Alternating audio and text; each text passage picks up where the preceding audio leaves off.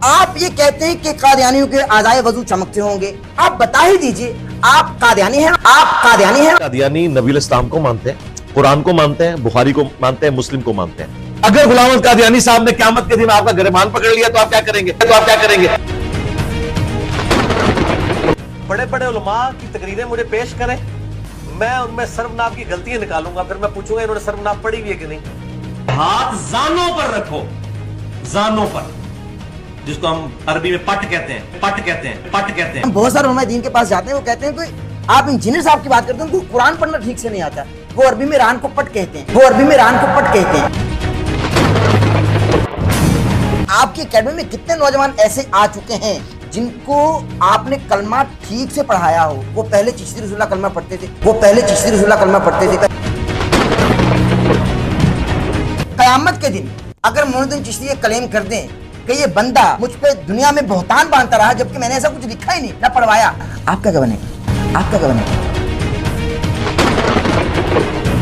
हम तो पारों की तकसीम को ही नहीं मानते, ये तो बनु उमैया के दौर में हुई है और हकीकत बात है।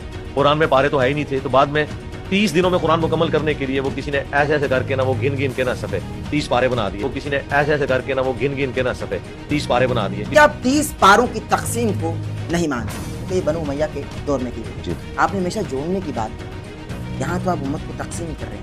ये लगता है किसी ने सफे गिने ऐसे करके और उसने पारे बना दिए। इतनी बड़ी बात अल्लाह की किताब में तो नहीं हो सकती थी ना, इतनी बेहुदा बात लिखी हुई है। अल्लाह की कसम अगर अली ने भी ये फैसला किया तो वो भी गुमराह हो गया। अल्लाह की कसम अगर अली ने भी ये फैसला किया तो वो भी गुमराह हो गया। हजरत अली भी दरवेशों की तरह मस्जिद में चले गए, कोई बॉडीगार्ड नहीं था, मर्डर हो गया। इसीलिए हजरत मीर मुआविया रज़ियल्लाहु तआला अन्हु ने अपना एक कमरा लादा बनाया हुआ था, वो नमाज उस कमरे में पढ़ते थे, पब्लिकली नहीं आते थे। मैं तो कहता हूं हजरत अली को अपने बॉडीगार्ड रखने चाहिए थे, यानी मैं एक मशवरतन बात कर रहा हूं। तो उन्होंने तो अपना कमरा भी, सही मुस्लिम में वो एक कमरा था जिसमें वो नमाज, जुमे की नमाज भी वहां पढ़ते थे। जाहिर है कि वो एक थ्रेट तो थी हर तरफ से, अंदर से भी बाहर से भी, वहीं पे नमाज पढ़ते थे वो। हजरत से जनाबे अमीर मुआविया मस्जिद के साथ एक कमरा था मकसूरा, वहीं पे नमाज पढ़ा करते थे। जबकि मौला अली अलैहिस्सलाम दुर्वेशों की तरह मस्जिद में चले गए और मर्डर कर दिया गया। फिर आपने ये कहा कि मैं मौला अली को मशवरा देता हूँ कि उनको भी बॉडीगार्ड रखने चाहिए थे। जी। नबी करीम सल्लल्लाहु अलैहि वसल्लम की हदीस है, अना मदीनतुल इल्म व अलीयुन बाबुहा, यानी जो अलीयुन बाबुहा की मंजिल पर हो, एक आम बशर कौन होता है कि वो अली को मशवरा दे रहा है, मशवरा तो दिया जा सकता है, बाकी उनकी मर्जी है, हम तो अपनी रिक्वेस्ट। यानी आप मौला अली को मशवरा देंगे? जी, मैं तो कहता हूँ नबी इस्लाम दुनिया में मौजूद होते हम उन्हें भी मशवरा देते। नबी इस्लाम दुनिया में मौजूद होते हम उन्हें भी मशवरा देते। गुंबद खजरा का ताल्लुक नबी इस्लाम के साथ नहीं है, इसका ताल्लुक हुक्मरानों के साथ है। लिहाजा अगर आज हम ये डिमांड करते हैं कि सऊदी हुकूमत को ये गुंबद खजरा उतार लेना चाहिए और इसको अपनी उसी वापस हालत में लेके जाना चाहिए जो खुलफा राशिदीन के दौर में था कि हुजरे आयशा बना हुआ था, उसके अंदर कब्र अतर थी, ऊपर से कोई नंगी नहीं हो जाएगी, वो छत थी। अभी आपका ये तकाजा है? जी, हमारा तो तकाजा है, हम तो सऊदी हुकूमत से। गुंबद खजरा को नबी करीम सल्लल्लाहु अलैहि वसल्लम की नाफरमानी में बनाया गया। आपके लाइव वीडियो सेशन में आपके बैकग्राउंड पर बाकायदा गुंबद खजरा को देखा जाता है। जो गुंबद नबी करीम सल्लल्लाहु अलैहि वसल्लम की नाफरमानी में बनाया गया, वही नाफरमानी वाली चीज आप अपने बैकग्राउंड में लगा रहे हैं। जब है ही नाफरमानी तो आप बैकग्राउंड पे क्यों लगा रहे हैं भाई? जब है ही नाफरमानी तो आप बैकग्राउंड पे क्यों लगा रहे हैं भाई? हज़रत उमर फारूक रज़ियल्लाहु तआला अन्हु की जानिब से जनाबे फातिमा तो ज़हरा अबी हवा अलैहा सलाम के घर का दरवाज़ा गिराया गया, उनके शिकमे थर में जनाब मोहसिन भी शहीद हो गए। अब शिया तो बुरा कहेंगे ना जनाब उमर को, शिया का कोई कसूर नहीं, रसूलुल्लाह की अकीदत की वजह से वो हज़रत उमर को गालियां देंगे, रसूलुल्लाह की अकीदत की वजह से वो हज़रत उमर को गालियां देंगे। आपने अपने रिसर्च पेपर में एक तहरीफ की इसहाक बिन राहविया के हवाले से, क्या कि आपने ये तहरीफ की असली अबारत में जनाबे अमीर मुआविया रज़ियल्लाहु तआला अन्हु की सहाबियत का कोई जिक्र ही नहीं है, जबकि आपने ये लिखा कि सहाबियत के सिवा, मगर उस किताब में तो सहाबियत का जिक्र नहीं है ना। किसमें? अल-मौज़ूआतुल कुबरा मुल्ला अली कारी। मुझे उस किताब का नहीं पता, ना मैंने पढ़ी है।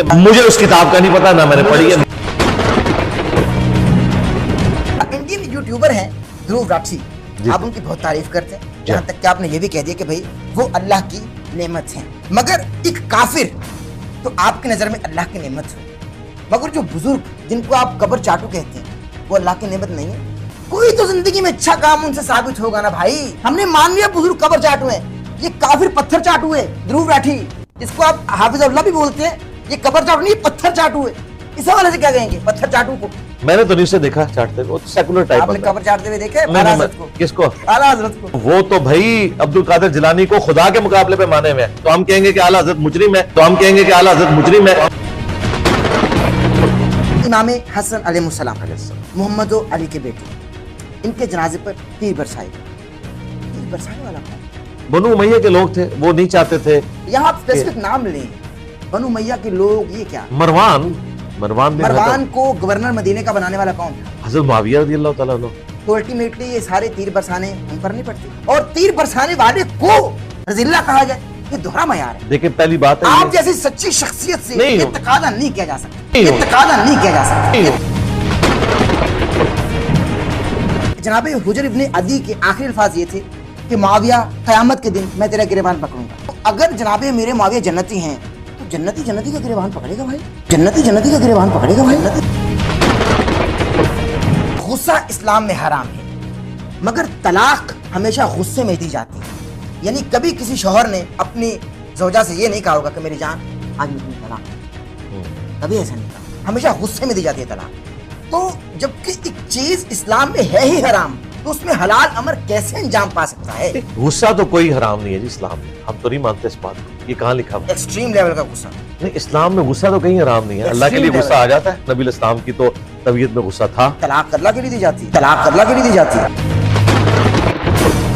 अभी तो आपने हमारे उस्मान भाई को नहीं देखा, हाँ, वो किसी की फौतगी की खबर भी मुस्कुरा के बताते हैं। अहले तशय्युअ का कहना है कि भाई नबी करीम सल्लल्लाहु अलैहि वसल्लम की आमद 17 रबीउल नूर शरीफ को हुई, जबकि बरेलवी हैं, अहले सुन्नत हैं, वो कहते हैं 12 रबीउल अव्वल को, और मनाते हैं बाकायदा। तो जरा हकायक बता दें, आपके प्लेटफॉर्म से जाना चाहिए। उसूलुल काफी आप शिया की किताब उठाएं, जिस तरह अहले सुन्नत के यहाँ सही बुखारी है, उसमें 110 नंबर जो चैप्टर है ना, वो विलादत मुस्तफा के ऊपर है। उसमें वाज़े लिखा है कि नबी इस्लाम 12 रबीउल अव्वल को पैदा हुआ। शिया की किताब, जी जी बिल्कुल, देख लें, ना निकले मुझे पकड़ ले, ना निकले मुझे पकड़ ले। कादियानी बेहतर है आपकी नजर में या चिश्ती फिर? उनके पास ना कोई इल्मे गैब था, ना बुजुर्ग था, ना दिलों का हाल जानते थे। ये मुनाजरा भी नहीं कर सकते कादियानियों के साथ, ये मुनाजरा भी नहीं कर सकते कादियानियों के साथ। हमारी भी आपके लिए बहुत सारी दुआएं, क्योंकि जो आपने भेड़ों के छत्ते में हाथ डाला हुआ है, हमें भी आपकी सिक्योरिटी की फिक्र रहती है। आपने अपने बाद कोई इंजीनियर तैयार किया है जो इस इल्मी किताबी मसरत पर बैठेगा? आपने अपने बाद कोई इंजीनियर तैयार किया है जो इस इल्मी किताबी मसरत पर बैठेगा? अहमद नसीर ऑफिशियल की वीडियोस देखने के लिए हमारे YouTube चैनल को सब्सक्राइब कीजिए और बेल के आइकन को प्रेस कीजिए, ताकि आपको हमारी आने वाली तमाम वीडियोस की अपडेट्स मिल सकें। जी तो यार, आज हम आए हैं एक दफा फिर से जेलू में, और जेलू में हम इंटरव्यू करना है इंजीनियर मिर्जा मोहम्मद अली का, जो कि डॉक्टर साहब करेंगे।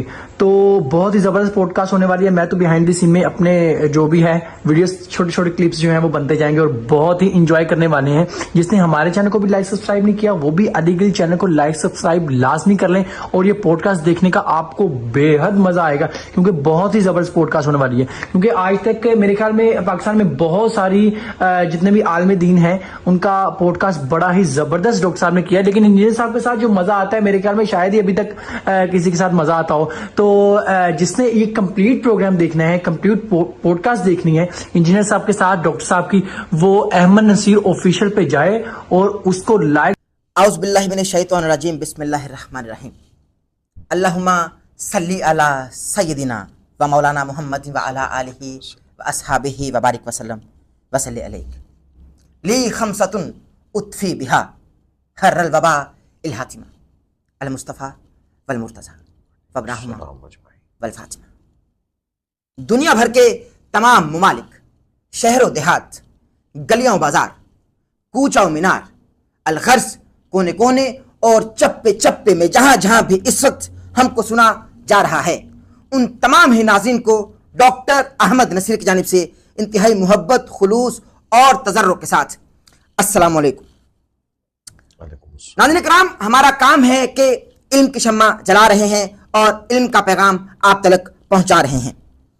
आज भी जो शख्सियत हमारे साथ बराजमान है, मेरे नाकिस इल्म के मुताबिक किसी भी दीने मदरसे से सनद याफ्ता नहीं है, पेशे के लिहाज से इंजीनियर हैं, लेकिन इसके बावजूद भी उन्होंने तमाम फिरकों की रातों की नींद हराम कर दी है।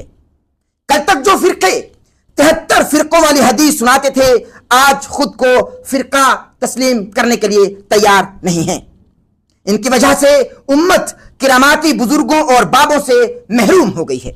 पहले किरामाती बाबे हुआ करते थे जो मुर्दे जिंदा कर दिया करते थे, निगाह मारकर लोहे महफूज पढ़ लिया करते थे, सलाम फेरते थे तो दाएं बाएं मुक्तदी हाफिज बन जाते थे, जाए नमाज उठाते थे तो नीचे से खजाना नमूदार होता था, पानी पर चहल कदमी क्या करते थे, दिलों का हाल भी जान लिया करते थे, हवा में उड़कर नाम महरम मुरीदनी को बचाने पहुंच जाया करते थे, कभी जलाल में आते सूरज को नीचे बुलाकर बोटी भून कर भी खा लिया करते थे। कोई बगैर वुजू इनका नाम लेने की जरूरत करता तो फौरन मर जाता। लेकिन जब से मौलवियों की नजर में ये इंजीनियर नामी फितना नमूदार हुआ है, उम्मते मुस्लिमा की नींदें हराम हो चुकी हैं। जाहिर है कि जो इनको इस वक्त फितना समझ रहे हैं या तसव्वुर कर रहे हैं, जब से ये गुमराह इंजीनियर आया है, बाबों बुजुर्गों के ऐसे किस्से सुनकर बेसाख्ता हंसी निकल आती है और बाबों पर मीम्स बनना शुरू हो चुके हैं। अल्लाह पाक इस इंजीनियर को हिदायत अता फरमाए, जिसने सारे फिरकों की मिट्टी पलीत कर दी और सदियों से खड़े फिरकों की नींदें हराम कर दी, बल्कि जनाजा तक निकाल दिया। जी हां, हमारी पॉडकास्ट में आज के मेहमान इंतहाई इल्मी किताबी शख्सियत के हामिल हैं। इनका रस्मी तौर पर तारुफ में कराऊंगा तो इसी तरीके से कराऊंगा। सदियों से खड़े फिरकों की कर दी हैं जिस एक शख्स ने नींदें हराम और जिनके नाम से तमाम मौलवियों पर तारी हो जाता है लर्जा, तशरीफ फरमा है इंजीनियर मोहम्मद अली मिर्जा। अस्सलाम वालेकुम। वालेकुम अस्सलाम व रहमतुल्लाहि व बरकातुहू। वला हौला वला कुव्वता इल्ला बिल्लाह। अल्लाहुम्मा सल्लि अला मुहम्मद व अला आलि मुहम्मद। डॉक्टर साहब, वेलकम है आपको वंस अगेन हमारी एकेडमी में। और ये जो आपने कलिमात अदा किए, इस तरह की तारीफ तो इंशाअल्लाह अल्लाह के हुजूर भी कोई काबिल गिरफ्त नहीं होगी। इस तारीफ के अंदर सच्चाई है अल्हम्दुलिल्लाह, और ये वो सच्चाई है जो हमारे मुखालफीन भी मानते हैं कि जी जब से इंजीनियर साहब आए बुजुर्गों ने उड़ना छोड़ दिया अल्हम्दुलिल्लाह। तो मेरा ख्याल है इस सच्चाई के ऊपर इजमाए उम्मत हो चुका है अल्लाह के फजल। आपकी तबीयत ठीक है अल्हम्दुलिल्लाह, बहुत शुक्रिया, कीमती वक्त अता फरमाया और एक मरतबा फिर आपने अकेडमी में दावत दी। अल्लाह आपको सलामत रखे, इसी तरह आप दिन का काम करते रहिए। इंजीनियर साहब, अली भाई, पहला सवाल आपकी खिदमत में रखने वाला हूं। बाबों को मानने वाले इंतहाई मुस्तनद आलिम दीन से हमारा एक फड्डा हो गया, झगड़ा हो गया, तनाजा छिड़ गया, वजह आप बने, इसलिए भी आपकी खिदमत में हाजिर हुआ। क्या आप वजह क्यों बने? हमने एक पोस्ट शेयर की कि इंजीनियर साहब माज़अल्लाह कादियानी नहीं है, ना कादियानी को स्पोर्ट में बात करते हैं, दलाल से बात करते हैं। और फिर उसके बाद हमने उनको कॉल की कि हम आपके साथ पॉडकास्ट रिकॉर्ड करना चाहते हैं। उन्होंने हमसे कहा कि ये पोस्ट आपकी है। हमसे उन्होंने पूछा, हमने तस्दीक की कि जाहिर है कि ये पोस्ट हमने शेयर की। उन्होंने हमसे कहा कि आपने इंजीनियर को पक्का सच्चा मोमिन क्यों कहा? अगर आपने अब ये कह ही दिया है तो हम आपके साथ बैठने के लिए तैयार नहीं हैं, क्योंकि इंजीनियर कादियानियों को सपोर्ट करता है और मुबैना तौर पर वो कादियानी ही है। चूंकि उनके जुमलों से मैंने, चूंकि नाक़िसुल इल्म हूं, मैंने यही अखज़ किया। आप ये कहते हैं कि कादियानियों के आज़ाए वज़ू चमकते होंगे और कादियानियों के हवाले से तारीफ़ी पैगामात भी देते हैं और कलिमात भी अदा करते हैं अपनी ज़ुबान से। आप बता ही दीजिए, आप कादियानी हैं माज़अल्लाह या कादियानियों के हामी हैं? ज़रा उनको भी आज इस बात का जवाब चला जाए, ज़रा बिस्मिल्लाह कीजिए। देखें, अल्हम्दुलिल्लाह हमारी इस दावत हक जो कि ख़त्म नबूवत सल्लल्लाहु अलैहि वसल्लम की बरकत से किसी फ़िरके के बुज़ुर्ग की दावत नहीं है, बल्कि इमाम कायनात सय्यदुल अव्वलीन वल आखिरीन शफ़ीउल मुज़निबीन रहमतुल लिल आलमीन ख़ातमुन नबिय्यीन सय्यदुना व मौलाना इमाम आज़म मुहम्मद रसूलुल्लाह सल्लल्लाहु अलैहि वसल्लम की दावत है, किताब व सुन्नत की दावत है। अल्हम्दुलिल्लाह इसकी कामयाबी में सबसे बड़ा किरदार जिन बड़े अवामिल ने अदा किया, उनमें से एक ये वाला भी था कि मुझ पे इन्होंने कादियानियत का इल्ज़ाम लगाया। हालांकि मेरी ज़िंदगी के 31 बरस बरेलवियत में गुजरे, जिसमें मैं एक डोमिनेंट बरेलवी रहा हूँ। दावत इस्लामी में मैं यूनिवर्सिटी लाइफ से फारिग होने तक रहा और उनकी मुख्तलिफ पोस्ट के ऊपर रहा। उस वक्त भी मेरा नाम इंजीनियर मोहम्मद अली मिर्ज़ा था। और मेरे वालिद साहब के नाम के साथ उस वक्त भी मिर्ज़ा ही लगता था, और जेलम की मुख्तलिफ मिलाद की महफिलों में वो मेहमान खुसूसी हुआ करते थे इसी नाम के साथ, और इश्तिहार में नाम के साथ लिखा होता था। उस वक्त तक तो हम कादियानी नहीं थे, और अगर उस वक्त कादियानी थे तो हम बरेलवी कादियानी होंगे यकीनन, और अगर हम बरेलवी कादियानी थे तो इसका मतलब है कि कादियानी बरेलवियों से में निकले हुए हैं। तो उस वक्त तो कोई मसला नहीं था। ये हमारे मुल्क में एक अदबी गाली के तौर पर किसी शख्स को डिफेम करना हो या अपनी कमजोरियों के ऊपर पर्दा डालना हो, तो उसका हल यह है कि आप अगले बंदे के बारे में ये जुमला बोल दो कि ये कादियानी है या कादियानी नवाज है। इस इल्जाम के बाद इनका ख्याल यह था कि मैं सहम के बैठ जाऊंगा, लेकिन मैं तो आ गया सामने और मैंने कहा कि गुलाम अहमद कादियानी दजाल तुम्हारे बाबों का मानने वाला है। वो सूफी था, वो हनफी था।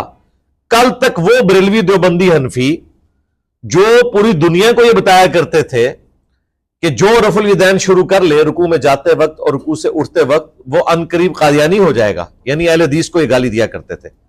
आज हमने बताया कि हनफी तो खुद कादियानियों का फिरका है और कादियानी हनफियों का फिरका है। यह लाजमी मलजूम है क्योंकि कादियानी हनफी सुन्नी थे, उनमें से निकले हैं और वो रफुल यदैन के बगैर नमाज पढ़ते हैं। आज जाए उनकी इबादतगाह में देख ले।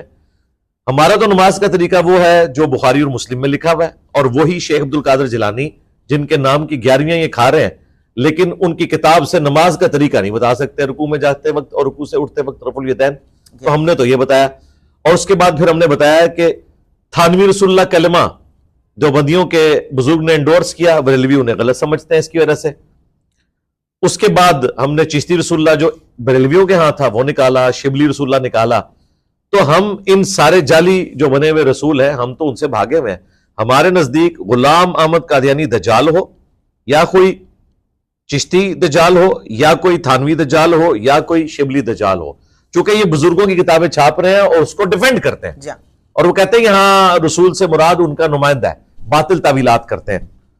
तो हम तो सब के सब को इस्लाम से खारिज समझते हैं, क्योंकि इस्लाम की बुनियाद जिन 3 बड़े अकायद के ऊपर है, अकीदा तौहीद, रिसालत और आखिरत, उनमें से जो अकीदा रिसालत है उसके साथ खत्म नबूवत लाजिम व मलजूम है। तो खत्म नबूवत का मुनकिर, खा वो चिश्ती रसूलुल्लाह पढ़वाने वाला हो या पढ़ने वाला या थानवी रसूलुल्लाह को एंडोर्स करने वाला या गुलाम अहमद कादियानी दज्जाल को उम्मती नबी कहने वाला, सब के सब लोग दायरे इस्लाम से खारिज हैं। अब रहा यह कहना कि हम कादियानियों के लिए कोई नरम गोशा रखते हैं, तो भाई जब हम चिश्ती रसूलुल्लाह, थानवी रसूलुल्लाह का दिफा करने वाले फिरकों के लिए नरम गोशा रखते हैं कि हम इस तहकीक में नहीं पढ़ते कि इस फिरके की मस्जिद का इमाम इसको डिफेंड करता है या नहीं करता, हम उसके पीछे नमाज पढ़ लेते हैं, ठीक है, चंदा उनको देते हैं, तो फिर हम इनके लिए भी नरम गोशा रखे हुए हैं। तो ये कहेंगे कि नहीं आप हमारे लिए नरम गोशा रखो। अगर आपके लिए नरम गोशा रखे हैं तो उनके लिए हम ये नरम गोशा रखे हुए हैं। चूंकि वो एलानिया उम्मती नबी से क्लेम किए हुए, हम उन्हें काफिर समझते हैं, लेकिन हम कहते हैं उनकी हम इल्मी इस्लाह करेंगे। उनकी इबादत गाहों को तोड़ना, उनको राह चलते प्रोसिक्यूट करना और उनके ऊपर हमले करना, पाकिस्तान के कानून को तोड़ना, इन चीजों के हम खिलाफ हैं। और ये सिर्फ कादियानियों के केस में नहीं, मैं क्रिश्चियंस की प्रोसिक्यूशन के भी खिलाफ हूं। मैं हिंदुओं के साथ जो कुछ सिंध में किया जाता है, वडेरे लोग उनकी बच्चियों के साथ जबरदस्ती निकाह करते हैं और उनको इस्लाम में दाखिल करते हैं, मैं तो इसके भी खिलाफ हूं। इसलिए कि ला इकराह फिद्दीन क़द तबय्यन रुश्दु मिनल गय, दीन कबूल करने के मामले में कोई जबर नहीं। अल्लाह ने हदायत को गुमराही से अलग करके बयान कर दिया। तो ये वाला जो नरम गोशा है, जो इंसानियत वाला है, ये दुनिया के हर इंसान के लिए। यही लोग ये में कहते थे कि नबी इस्लाम ने तो काफिरों के लिए भी चादरें बिछाई हैं, बताया ना। इल्मी आपने इख्तिलाफ रखना है, तो उनको काफिर मानना ये अलग चीज है।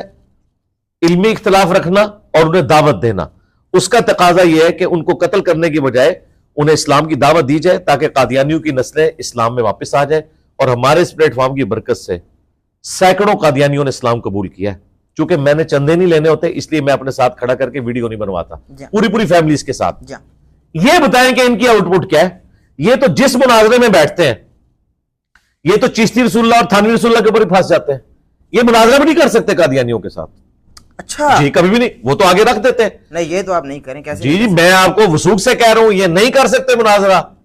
और ये बात मैं आपको बताऊं इस हद तक है, मुझे 2017 के जो धरने थे खादिम रिजवी साहब के, उन धरनों में से एक शख्स ने फोन किया और उसने कहा कि मैं खत्म नबूवत पे काम कर रहा हूं और आपकी हेल्प की जरूरत है। मैंने कहा भाई खत्म नबूवत के कॉपीराइट सिर्फ इंजीनियर साहब के पास है, खादिम रिजवी भी नहीं खत्म नबूवत पे काम कर सकता। बिल्कुल टीएलबी वालों को वाज़ेह कहता हूं, ना साद रिजवी कर सकता है, ना खादिम रिजवी कर सकता है, ना मौलाना तारिक जमी साहब कर सकते हैं, ना तारिक मसूद साहब कर सकते हैं। इवन ये जो दो गले फाड़ने वाले भाई हैं लाहौर के, वहां भी ये भी खत्म नबूवत पे काम कर सकते हैं। अच्छा जी, मेरा चैलेंज है, जिस दिन उन्होंने खत्म नबूवत पे काम किया इनके फिरके का चंदा बंद हो जाएगा। क्योंकि खत्म नबूवत का मतलब यह है कि गुलाम अहमद कादियानी दज्जाल को भी गलत कहना है, चिश्ती दज्जाल को भी गलत कहना है, और थानवी दज्जाल को भी आपने गलत कहना है। कभी इन गले फाड़ने वालों ने कोई एक वीडियो भी रिकॉर्ड करवाई है चिश्ती रसूलुल्लाह के खिलाफ? अब करवा दें, चले आपकी वीडियो की वसादत से, मगर वो चैलेंज है। वो मानते नहीं और है। सरकार ना माने, वीडियो रिकॉर्ड करवाए ना, ईमान का तकाजा है ना। आप मुझसे डिमांड करें जी फलां जगह एक शिबली दज्जाल निकला है, फलां जगह जो है वो एक इब्तिसाम रसूलुल्लाह पढ़वाने वाला निकल आया है, फलां जगह हिशाम रसूलुल्लाह पढ़वाने वाला निकल आया है, फलां जगह तारिक रसूलुल्लाह पढ़वाने वाला निकला है। मुझे पेश किया फतवा ले लें, काफिर है, उनके मानने वाले भी काफिर है अगर वो अपने नाम का कलमा। इनको कहें कि ये चिश्ती रसूलुल्लाह पढ़ाने वाले, उनका दिफा करने वाले, उनके ऊपर कुफर का फतवा दे। इन्हें पता है कि ये देंगे तो भाई ये अपनी मस्जिदों से फिर सलामत नहीं निकल सकते, क्योंकि वो तो इन चीजों का दिफा करते हैं। पीर मेर अली शाह साहब ने चिश्ती रसूलुल्लाह का दिफा किया है तहकीकुल हक फी कलिमतिल हक में। उनसे बड़ा कौन बरेलवी है? वो तो अपने आप को बरेलवी नहीं करते थे, यानी सूफियों के एक फिरके। अशरी थानवी जो देवबंदियों के बुजुर्ग हैं, उन्होंने अस्सुन्नतुल जलिया फिल चिश्तियतिल अलिया में चिश्ती रसूलुल्लाह का दिफा किया, मैंने पूरा पोस्टमार्टम किया। ये सारे दिफा करते हैं। अहमद बरेलवी ने फतावा रिजविया में लिखा कि सबा सनाबिल रसूलुल्लाह की बारगाह में मकबूल है, उसमें भी चिश्ती रसूलुल्लाह निकला है और इन्होंने मुनाज़रे लड़े हैं। देखें मुफ्ती हनीफ कुरैशी साहब ने वहाबियों को ही मुनाज़रा करते वक्त कहा था, वो तौसीफ राजदी साहब के बड़े भाई बैठे हुए थे सामने, तालिबुर रहमान शाह साहब, उनको उन्होंने कहा था कि तुम ये शिबली रसूलुल्लाह चिश्ती रसूलुल्लाह पे बात ना करो, तुम्हारे बड़े बुजुर्ग इन्हें सूफिया की शतियात मानते हैं, जब वो फतवा नहीं लगाते तो तुम कौन होते हो? ये मैं जो आपको कह रहा हूं ना कि ये नहीं लगा सकते, कभी भी नहीं लगा सकते। अब ये काम शुरू करके बता दें, कभी भी नहीं लगा सकेंगे। इसके राइट्स मेरे पास है, तो उसे मैंने फोन पे कहा कि राइट्स तो मेरे पास है, आप कैसे खत्म नबूवत पे काम कर रहे हैं? वो कहते हैं देखें मेरे ये पेजेस है कादियानियों के खिलाफ। मैंने कहा ना ना ना, कादियानियों के खिलाफ तो खत्म नबूवत का एक जुज है। खत्म नबूवत यह है कि गुलाम अहमद कादियानी भी दज्जाल है, चिश्ती भी दज्जाल है, थानवी भी दज्जाल है, जिस तरह इन्होंने हमें बताया। अगर उन्होंने नहीं कहलवाया तो अल्लाह के हुजूर बरी है। कल को 500 साल बाद कादियानी के मानने वाले भी कहेंगे जी गुलाम अहमद कादियानी ने कोई उम्मती नबी होने का दावा नहीं किया, तो हम ये कहना शुरू कर देंगे उन्होंने नहीं किया, चले उस जमाने में कर ले। ये चूंकि कहते हैं कि आपको समझ नहीं आया, मार्फत की बात है, तो हम यही कहते हैं कि जिन्होंने अपने नामों के कलमे पढ़ाए हैं उनको भी आप एक्सपोज करें। तो उसने कहा अली भाई अगर मैं ये करूंगा तो मेरा तो पेज ही नहीं चलेगा आगे। तो मैंने कहा आपने अंदर से कहना है हम एंटी कादियानी काम कर रहे हैं, खत्म नबूवत पे नहीं कर रहे। उनका बिल्कुल ठीक है। फिर उसने मुझे खुद बताया कि मैं चला गया रबुआ, अच्छा, उनसे डिस्कशन करने के लिए। कहता मैंने तो बड़े कॉन्फिडेंस के साथ वहां पे जाके खत्म नबूवत डिस्कशन की। उन्होंने चिश्ती रसूलुल्लाह थानवी रसूलुल्लाह मेरे सामने रख दिया, मेरे हाथ पांव फूल गए। तो जब एक मुसलमान कह दे कि हम नहीं मानते भाई, हम दज्जाल समझते हैं भाई, अगर वो दज्जाल कहेंगे मेरे भाई, अगर वो दज्जाल कहेंगे तो अपने फिरके में कैसे वापस आएंगे? हनीफ कुरैशी साहब ने एक छोटी सी बात में इख्तलाफ किया है ना, तो देखिए उनकी कितनी ट्रोलिंग हो रही है। इख्तलाफ राय किया ना, तो अपने फिरके में वापस नहीं आ सकते। ये मसला है। डॉक्टर तैयब कादरी साहब को अंदाजा हो गया कि मसला बिगड़ गया। उन्होंने अपनी तरफ से बड़ी होशियारी दिखाई और एक वीडियो रिकॉर्ड करवा दी कि मुझे तो 1971 में पता चल गया था कि ये सारे बुजुर्गों की कहानियों वाली किताब फ्रॉड है। तो मैंने कहा 52 साल तक आप गूंगे शैतान बने रहे, इतने लोगों का आप अकीदा खराब करते रहे। हमें तो जैसे ही पता चला हमने सबसे पहले बरेलवियत का लबादा उतारा, ठीक है, जिस तरह आपने पॉडकास्ट के बाद ये जो ज़र्क लिबास है उतार देना है, हमने फौरन उतार दिया। हमने कहा भाई जब नबी अलैहिस्सलाम के साथ कोई गुस्ताखी कर रहे तो भाई बरेलवियत फिर इसी चीज का नाम है कि ना चिश्ती दज्जाल बचेगा, ना थानवी दज्जाल बचेगा, ना शिबली दज्जाल बचेगा और ना गुलाम अहमद कादियानी दज्जाल बचेगा। लेकिन भाई इतनी तारीफ के हज़ारे वजू चमकते होंगे कादियानियों के, ये आपने क्यों? नहीं, ये तो बात है ही नहीं है। पहले तो मुझे ये बताएं, आपने मेरी वीडियो देखी है या कोई क्लिप कटा हुआ देखा है? मेरी तरह तो क्लिप ही आए भाई, क्लिप ही आया और उन्होंने भी क्लिप ही लगाया था। हाँ, बस क्लिप लगाया तो वो बात कहीं और हो रही होगी। तो आपने क्या कहा था? हाँ, तो ये तो उन्हीं से पूछे मैंने क्या कहा था, ताकि आपको ये पता चले कि जिसके पास भी आता है उसके पास क्लिप आता है, पूरी बात नहीं आती। पास हाजिर हुए, आप बता दें। हाँ जी, मैं बता दूंगा, लेकिन इस तरह ये क्लिप पहले भी काट रहे हैं, आंदा भी काटेंगे। मैं चले एक आपके ऑनर देते हुए आपको बता देता हूं, अदरवाइज मुझे जरूरत नहीं है। जो भी आपको मेरा कटा हुआ क्लिप भेजे उसे के पूरी वीडियो भेजो, ठीक है, सही। तो वो क्यामत तक नहीं भेज सकेगा। ये भी मेरा चैलेंज है, कभी तक भेज नहीं सके, क्योंकि जिस शैतान के पास आई भी है उसने भी पूरी नहीं देखी हुई। ये किसी शैतान ने काटी और आगे चला दी। वो पूरी वीडियो किसी कॉन्टेक्स्ट में चल रही है, ठीक है, इसी कॉन्टेक्स्ट के साथ बात लेके मैं कहीं से स्टार्ट हुआ हूं। जी, अगर उसी वीडियो के अंदर मैंने कादियानियों को कहा हो कि ये काफिर है, ठीक है, तो फिर मसला खत्म हो जाएगा ना। हाँ, तो वो इसलिए आपको पूरा क्लिप नहीं ना दे रहे। मैंने ये बताया था कि पुलिस रात के ऊपर जाके छांटी हो जाएगी मुनाफिकीन की और अहले ईमान की, ठीक है। पुलिस रात के ऊपर, पुलिस रात से पहले जो जो भी मुसलमानों के फिरके हैं, खा वो काफिर थे, गुमराह थे, बिदती थे, सबके सब नमाजें पढ़ते थे, उनकी तफरीक नहीं होगी, अज़ाए वुजू चमक रहे होंगे। जाहिर है कि वो दुनिया में मुसलमानों का लेबल उनके ऊपर लगा हुआ था, लेकिन जिस तरीके से उन्होंने उम्मत को यहां धोखा दिया, वहां उनका धोखा नहीं चलेगा। जैसे ही पुलिस रात पे पहुंचेंगे, इस तरह के मुनाफिकीन कट कट के जहन्नम में गिरेंगे। बात यह डिस्कस हो रही थी कि पुलिस रात का मकसद यह है कि मुसलमानों में जो छुपे हुए मुनाफिकीन है, जो अहले किबला अहले कलमा थे, क्या कादियानी अहले किबला अहले कलमा नहीं है? इसी किबले की तरफ नमाज पढ़ते हैं, अहले कलमा भी है वो। वैसे वो गुलाम कादियानी को रसूलुल्लाह नहीं कहते, उम्मती नबी कहते हैं। कलमा वो यही पढ़ते हैं, मोहम्मद रसूलुल्लाह, ठीक है। आप नहीं कहीं दिखा सकते उन्होंने कभी कलमा पढ़वाया हो गुलाम अहमद कादियानी रसूलुल्लाह ना, वो उम्मती नबी, वो अलग से करते हैं। तो जब पुलिस रात पे पहुंचेंगे ना मुसलमानों के सारे फिरके दुनिया में, तो वो बजाय मुसलमान होंगे, नमाजें भी पढ़ते होंगे, किबला रुख खड़े में होंगे, जो बुखारी में हदीस है, जो हमारे किबले की तरफ मुंह करके नमाज पढ़े, हमारा ज़बिया खाए, तो वो मुसलमान कंसिडर किया जाएगा। तो दुनिया में कानूनन वो अपने आप को मुसलमान समझते रहे, लेकिन पुलिस रात में जाके छांटी होगी कि यहां अब जो सही वाला मुसलमान है वो पार करेगा, दूसरे नीचे गिरेंगे। तो मैंने कहा था अज़ाए वुजू जितने मुसलमानों के फिरके हैं उनके चमकते होंगे। कादियानी को तो छोड़ दें, मैं आपकी कैमरे में एक और बात कर देता हूं जिससे कि मर जाएंगे। इनसे सिर्फ ये पूछे जिसने आपको क्लिप भेजा है, क्या देवबंदियों के अज़ाए वुजू चमकते होंगे? हाय हाय हाय इंजीनियर साहब कितने सुटीज है। इन बरेलियों को पूछे कि ये वीडियो में आके बताएं क्या देवबंदियों के अज़ाए वुजू चमकते होंगे। अगर ये कह दें कि नहीं चमकते होंगे तो सरकार मैं तो लुट के डालूंगा, फिर बरेली नहीं बचता। देवबंदियों ने कहा जाओ तो भी चमकते हो के सीधी गल है। तो ये आपको पता क्या बताएंगे? यही बात बताएंगे जो मैं बता रहा हूं। ये कहेंगे कि नहीं उनके अज़ाए वुजू चमकते होंगे, पुलिस रात में जाके ना छांटी हो जाएगी कि ये बदअकीदा थे, ये जन्मी फिरके से गिर जाएंगे। क्योंकि तबलीगी जमात वालों ने तो इतनी नमाजें पढ़ी हैं कि बरेलवियों ने 100 साल में उतनी नमाजें नहीं पढ़ी हुई हैं। ये कैसे कि अज़ाए वुजू नहीं चमकते होंगे? तो सरकार जवाब मिल गया आपको। आंदा कोई पूछे ना, हाय हाय हाय हाय कितने कहते बात। मुझे ये कहते थे, मैंने एक वीडियो में कह दिया, डॉक्टर साहब मैंने एक वीडियो में कह दिया कि कादियानी यहूदो नसारा से बेहतर है। अच्छा, एक पूरे कॉन्टेक्स्ट में ये बात हुई थी। इन्होंने जुमला उठाया उनका, ये देखो जी कादियानियों से पींगे बढ़ा रहा है।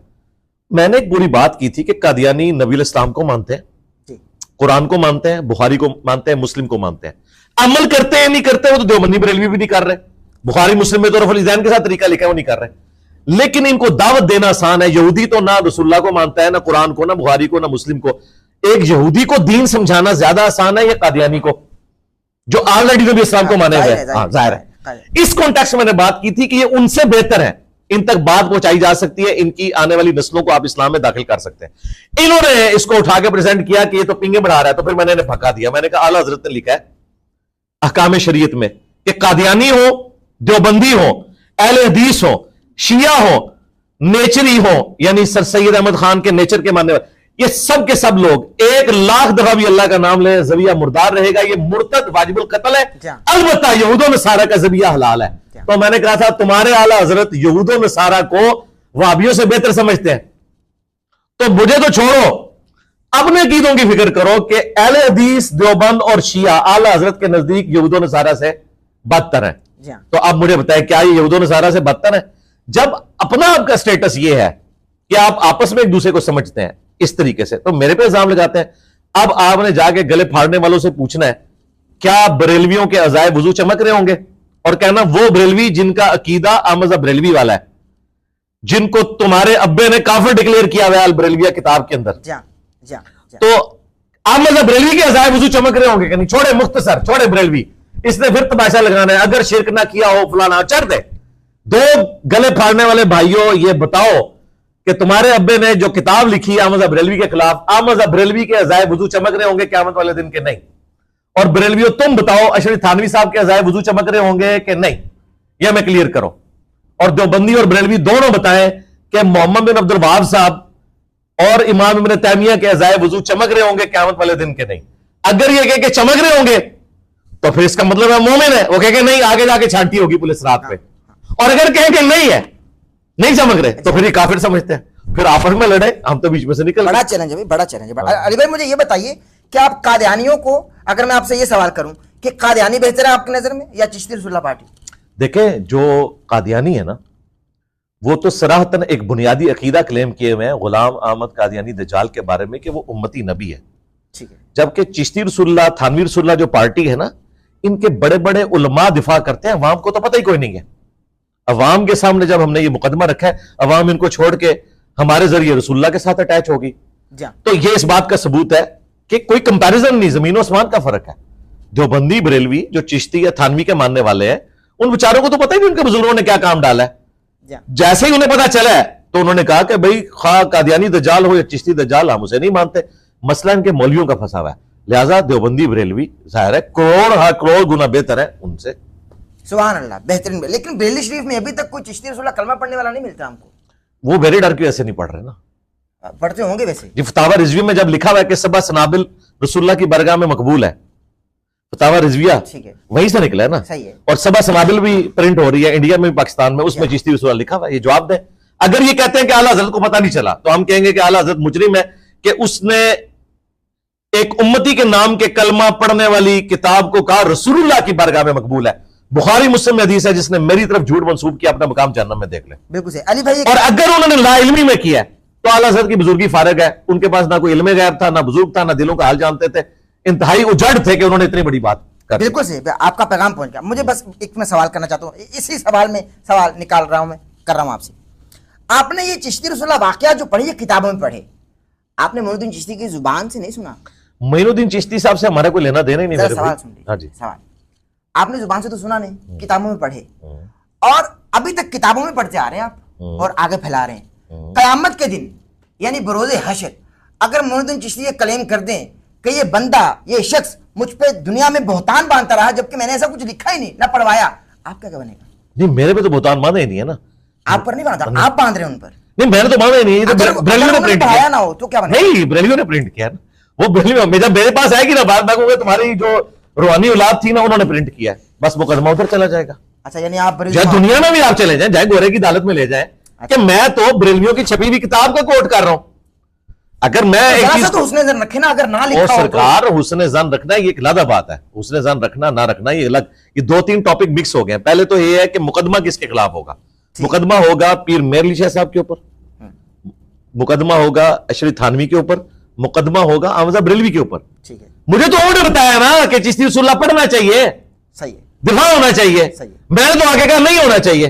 तो मैं एक दर्जे बेहतर हूं, मुझे तो मोइनुद्दीन चिश्ती साहब कहेंगे कि भाई बेटा तूने मुझे बचा लिया है, ये क्या कि ये कलमाते कुफर है, फंसाया तो इन्होंने है।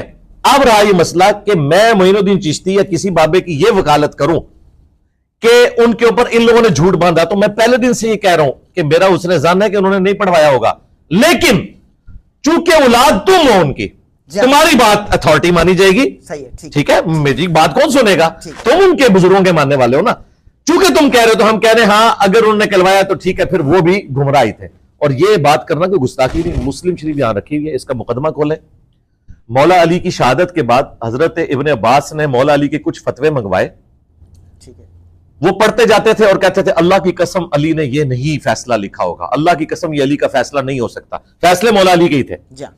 और इब्ने अब्बास यानी मौला अली की शहादत को अभी चंद साल भी नहीं गुजरे, फिर एक जगह उन्होंने जुमला बोला अल्लाह की कसम अगर अली ने भी ये फैसला किया तो वो भी गुमराह हो गया था, for the sake of argument, समझाने के लिए। हालांकि अली ने नहीं किया, लेकिन मोटे दिमाग को खोलने के लिए उन्होंने, इब्ने अब्बास ने कहा ये इतनी बेहुदा बात लिखी हुई है, अगर अली ये फैसला करते तो वो गुमराह हो जाते, ये फैसला उन्होंने नहीं किया होगा।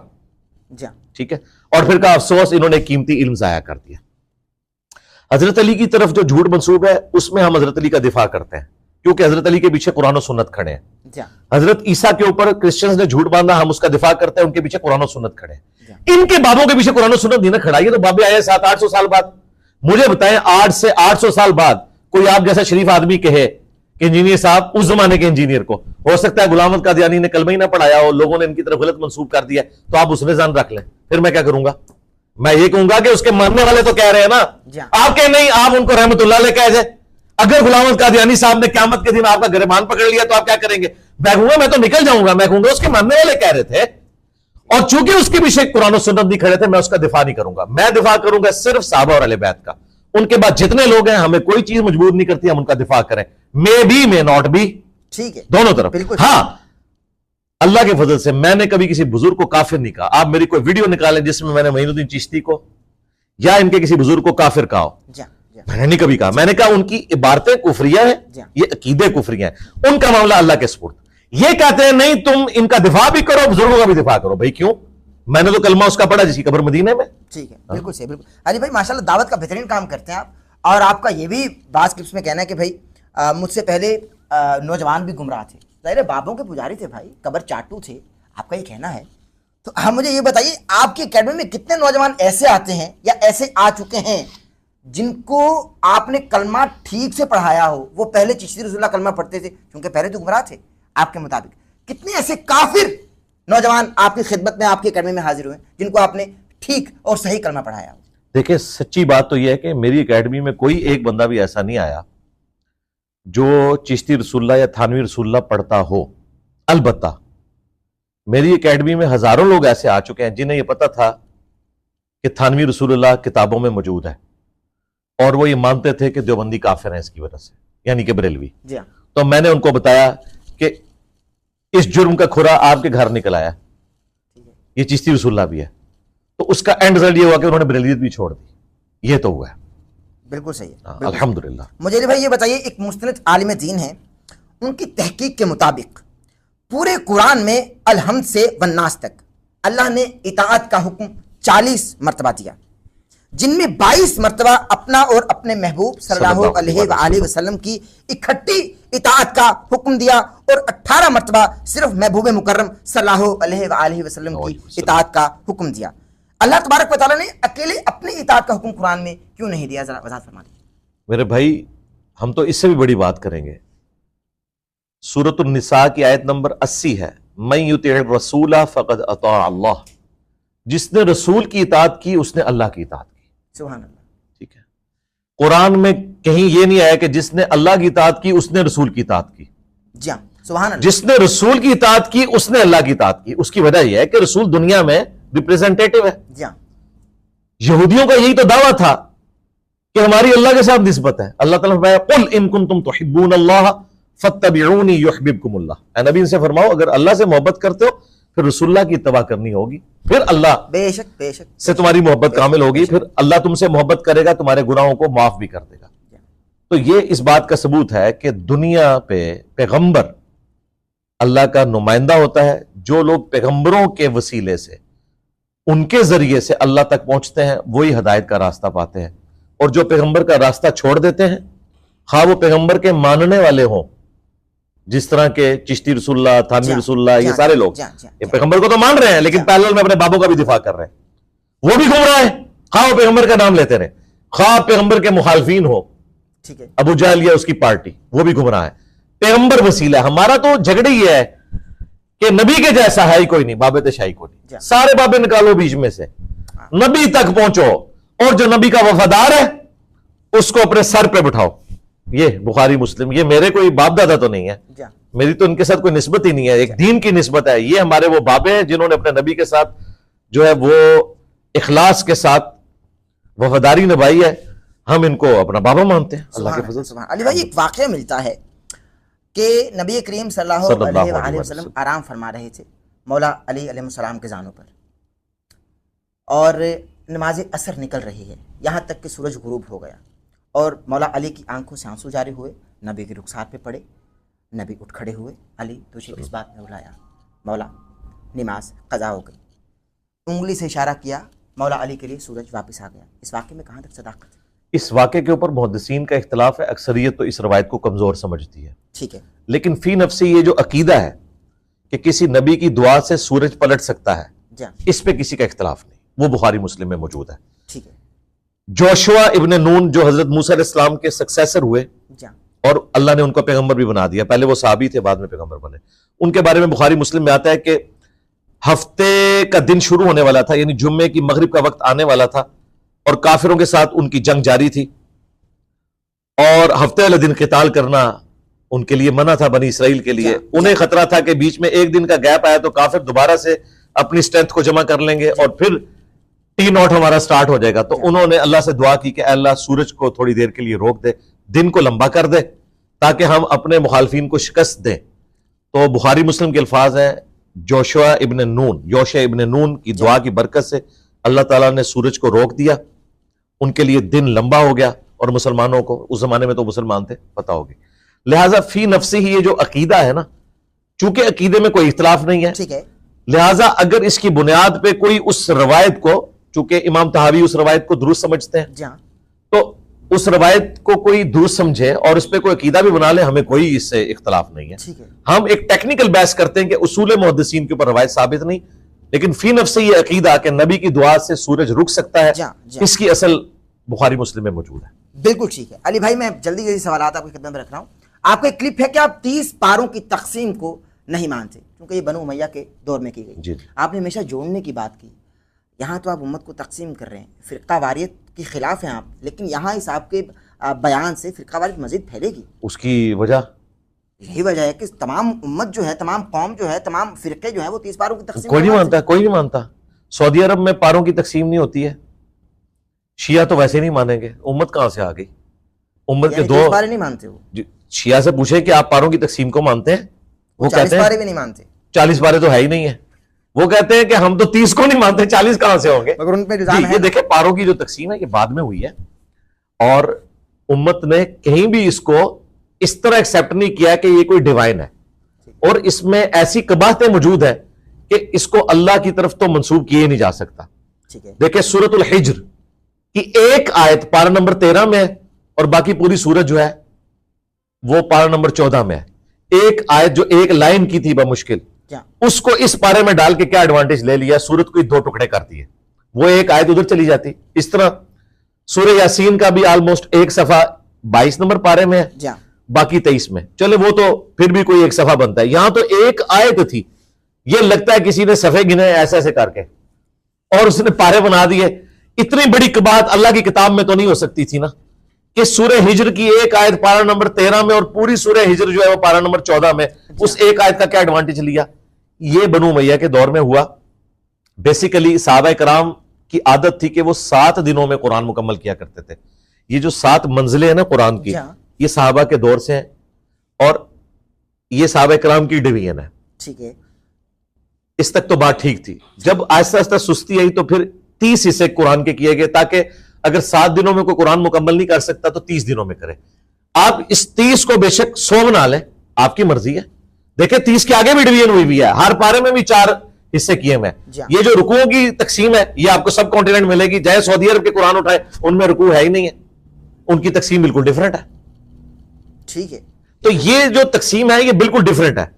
इसी तरीके से सऊदी अरब के जो कुरान है उनमें आपको ये जो 4 हिस्से किए हुए एक पारे के, वो आपको नजर नहीं आएंगे। रुकू तो फिर भी कहीं नजर आ जाएंगे, ये 4 हिस्से कि ये पहला जो है ये रुबा हो गया, अब ये जो है निस्फ हो गया, ये आपको वहां नजर ही नहीं आएगा।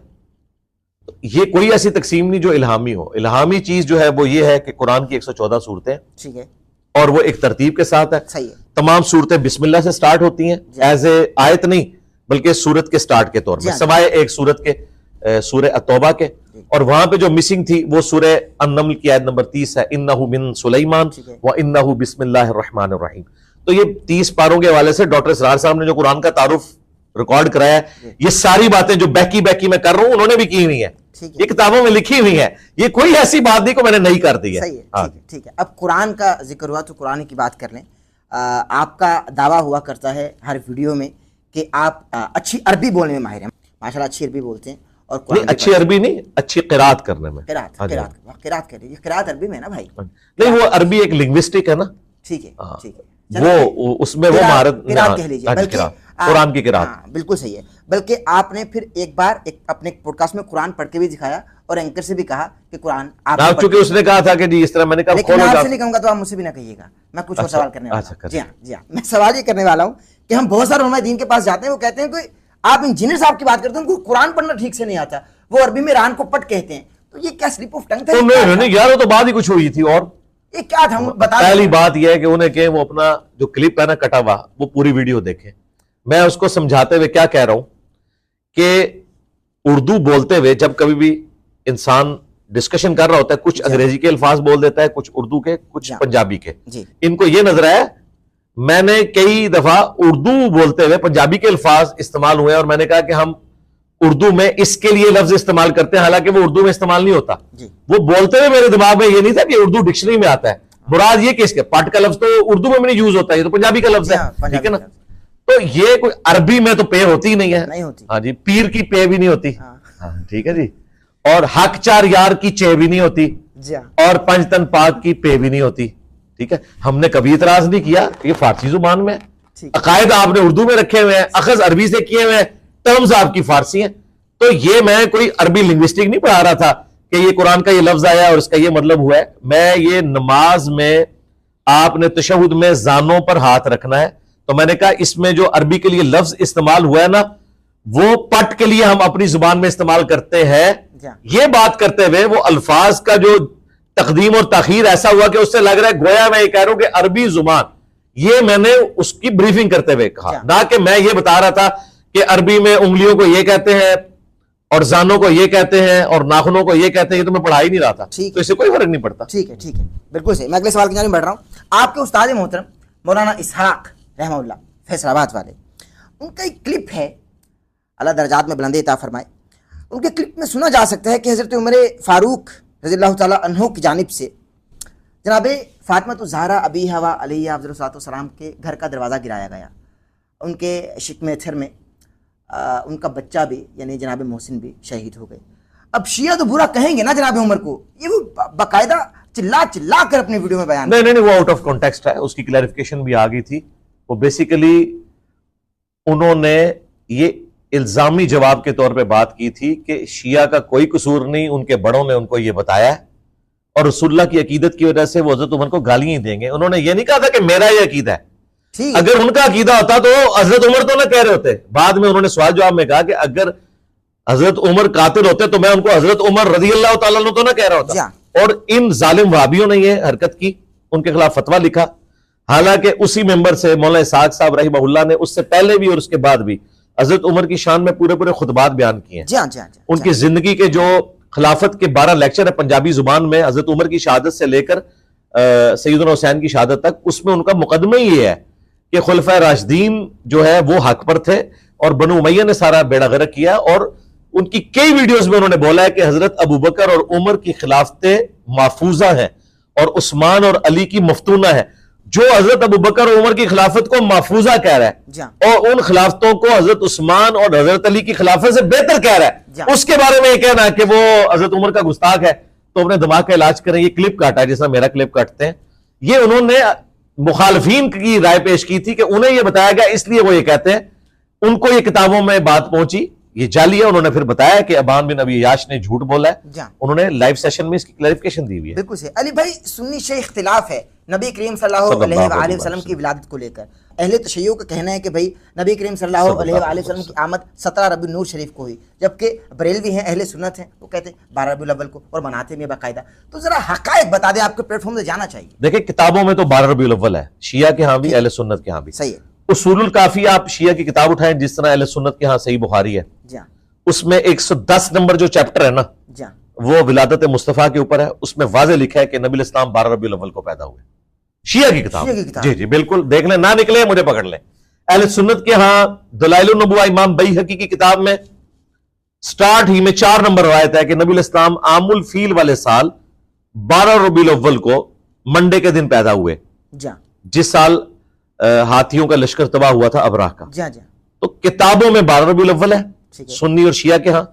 इमाम खुमैनी ने ईरान में ये पूरे का पूरा हफ्ता मिलाद का डिक्लेयर कर दिया था ताकि सुन्नी शिया इख्तिलाफ खत्म हो जाए। ईरान में 12 और 17 नहीं मनाई जाती, वो पूरे का पूरा एक वीक मनाया जाता है रबीउल अव्वल का। ठीक है। उन्होंने सुन्नी शिया कन्फ्लिक्ट को इस हवाले से दफना दिया। बिल्कुल सही। लेकिन किताबों में जाए तो 12 रबीउल अव्वल। लेकिन शिया 17 कहकर किसको तकवीयत दे रहे हैं फिर? बस वो ज़ाहिर है एक डिफरेंस तो कायम रखा हुआ है ना उन्होंने।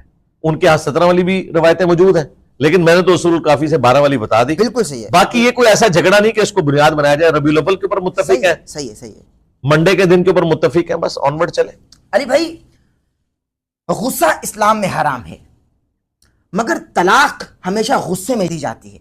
यानी कभी किसी शौहर ने अपनी ज़ौजा से ये नहीं कहा होगा कि मेरी जान आज मैं तुम्हें तलाक देता हूं, कभी ऐसा नहीं कहा। हमेशा गुस्से में दी जाती है तलाक। तो जबकि एक चीज इस्लाम में है ही हराम, तो उसमें हलाल अमर कैसे अंजाम पा सकता है? गुस्सा तो कोई हराम नहीं है जी इस्लाम में, हम तो नहीं मानते इस बात को। ये कहां लिखा हुआ है? एक्सट्रीम लेवल का गुस्सा नहीं, इस्लाम में गुस्सा तो कहीं हराम नहीं है। अल्लाह के लिए गुस्सा आ जाता है, अल्लाह के लिए गुस्सा आता है। नबी इस्लाम की तो तबीयत में गुस्सा था। तलाक अल्लाह के लिए दी जाती है। नहीं, वो तलाक वाला मामला अलग है, मिसाल तो अलग है। नहीं, मैं पहली बात जो ये जुमला है ना गुस्सा हराम है, ये है ही गलत है। गुस्सा हराम नहीं है। अल्लाह की हमीद के लिए गुस्सा आता है। सही मुस्लिम में 2005 नंबर हदीस है, नबी इस्लाम जब मिंबर पे चढ़ते आपकी आवाज बुलंद हो जाती, आंखें सुर्ख हो जाती, गुस्से में इजाफा हो जाता, गोया कोई जर्नैल अपनी फौज को तैयार कर रहा है। गुस्से के अल्फाज है। ठीक है, बिल्कुल सही है। गुस्सा मुतलकन हराम नहीं है। अल्लाह की हमीयत में गुस्सा हो बिल्कुल दुरुस्त है, लेकिन जहां पे रियाकारी वाला कोई एलिमेंट शामिल हो जाए या नफ्स प्रस्ती वाला हो जाए, वहां पे हराम है। जिस तरह मौला अली जब काफिर के ऊपर चढ़े, उसने थूक दिया तो उन्होंने कहा अब मुझे जो गुस्सा है वो अपने नफ्स के लिए है। पहले जो चढ़े हुए थे तो वो मुझे बताया वो प्यार मोहब्बत से उसे ज़बह करने चढ़े थे, गुस्से में ही चढ़े हुए थे, अल्लाह के लिए गुस्सा था। वो गुस्सा ट्रांसफर हो गया अपने नफ्स की एतबार से कि इसने मेरे मुंह पे थूक दिया, तो वो उतर गए और इस अखलाक से मुतासिर होकर उसने इस्लाम कबूल कर लिया। अच्छा, ये गुस्सा मुतलकन कोई हराम नहीं है। रहा ये तलाक वाला मामला, तो तलाक खा कोई गुस्से में दे, खा कोई खुशी से दे, सोच समझ के दे, तलाक एक सेंसिटिव चीज है। मेरा ख्याल है जिन लोगों को इसकी सेंसिटिविटी का पता है, उन्हें ला गुस्सा है, वो बर्तन तोड़ लेते हैं, अपना सर फाड़ लेते हैं, खुद झूल जाते हैं किसी रस्सी के साथ, बीवी को तलाक नहीं देते। ठीक है, कई झूले में देखे नहीं आपने? मौला अली को गुस्सा है, सईदा फातिमा से इख्तिलाफ हुआ है, अपने घर से बाहर निकल गए और जाके बुखारी मुस्लिम के अल्फाज है मस्जिद में लेट गए।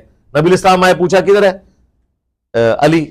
कहा या रसूलल्लाह मुझसे थोड़ा झगड़ा हुआ और नाराज होकर बाहर निकल गए। लेकिन शिया नहीं मानते। क्या चीज? ये कि गुस्सा हुआ, मौला अली का बीवी फातिमा से झगड़ा हुआ। नहीं, झगड़ा तो मर्द औरत, अच्छा अगर वो नहीं मानते तो उन्हें कहें कि अगर फी नफ्सी आप इसको गुस्ताखी समझ। जाता हूं ना, वो कहते हैं कि भाई साबित करें। यार बात ये कि इल्मी बात करें ना। मैंने वो आपके प्रोग्राम देखे हैं और मैं तो अक्सर प्रोग्राम्स को मीम्स के तौर पे देख रहा होता हूँ कि ये बेचारों का इल्मी लेवल क्या है।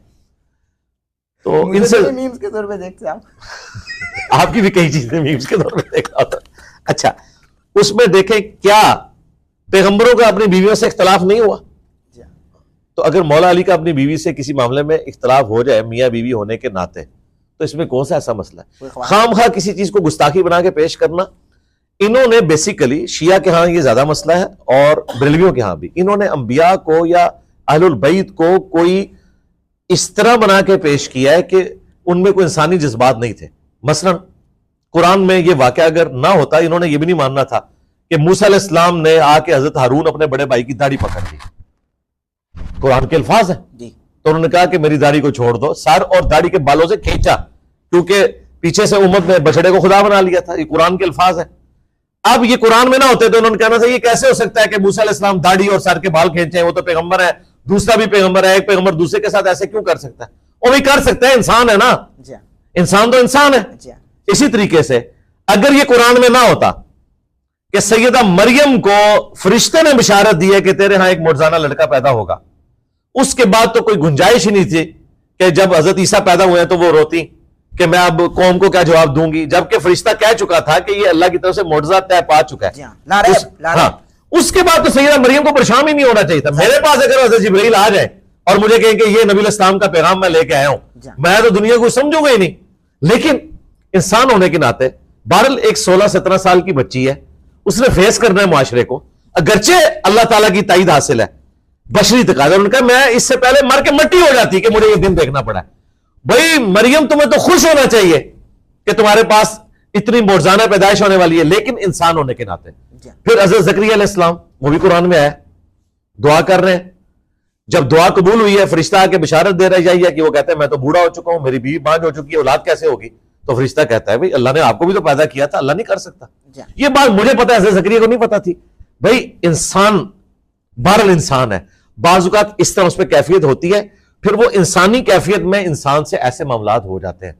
कुरान हकीम में नबी इस्लाम जो ग़ज़वा ओहद के मौका पर आपकी जुबान से बदवा निकल गई थी, उसके ऊपर कुरान में सूरह आल इमरान में गिरफ्त हुई है। नबी आपको कोई इख्तियार नहीं इनके ऊपर, अल्लाह चाहे तो इनको हिदायत भी देते। नबी इस्लाम से ऐसा हुआ, बशरी तकाजे अटैच है, ये गुनाह नहीं होते, ये फिस्क नहीं होता, एक बशरी तकाजा है। नबी इस्लाम को जब दुख पहुंचा आपके आंसू निकले हैं, आपको जख्म लगा है तो खून निकला है, ऐसा नहीं है कि आपका खून ना निकला हो, ठीक है? तो आपको उन तमाम चीजों से गुजारा जाता है जिस तरह बाकी इंसान, ताकि वो हमारे लिए रोल मॉडल बने।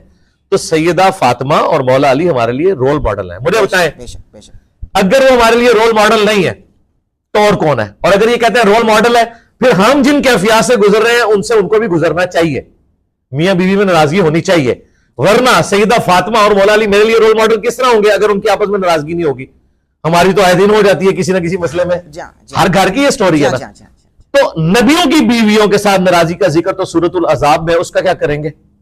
बेहतरीन बेहतरीन बेहतरीन छक्का, वाह वाह वाह, अल्हम्दुलिल्लाह, सुभान अल्लाह, सुभान अल्लाह, अल्लाह सलामत रखे आप। आमीन। मुझे ये बताइए, मैं बहुत सारे उलमा दीन की खिदमत में हाजिर हूँ, ये मेरा दर्द है अली भाई, जाती तौर पर मेरा दर्द है। जब मैं उनसे पूछता हूँ कि भाई, बल्कि एक आलिम जिनका आपने जिक्र किया, गले फाड़ने वाले भाई, उनके पास मैं बैठा हुआ था, मैंने सवाल किया कि अहलुल बैत अफजल हैं या सहाबाए किराम? तो उन्होंने दो टोक जवाब दिया बिना किसी बहस के कि सहाबाए किराम अफजल हैं।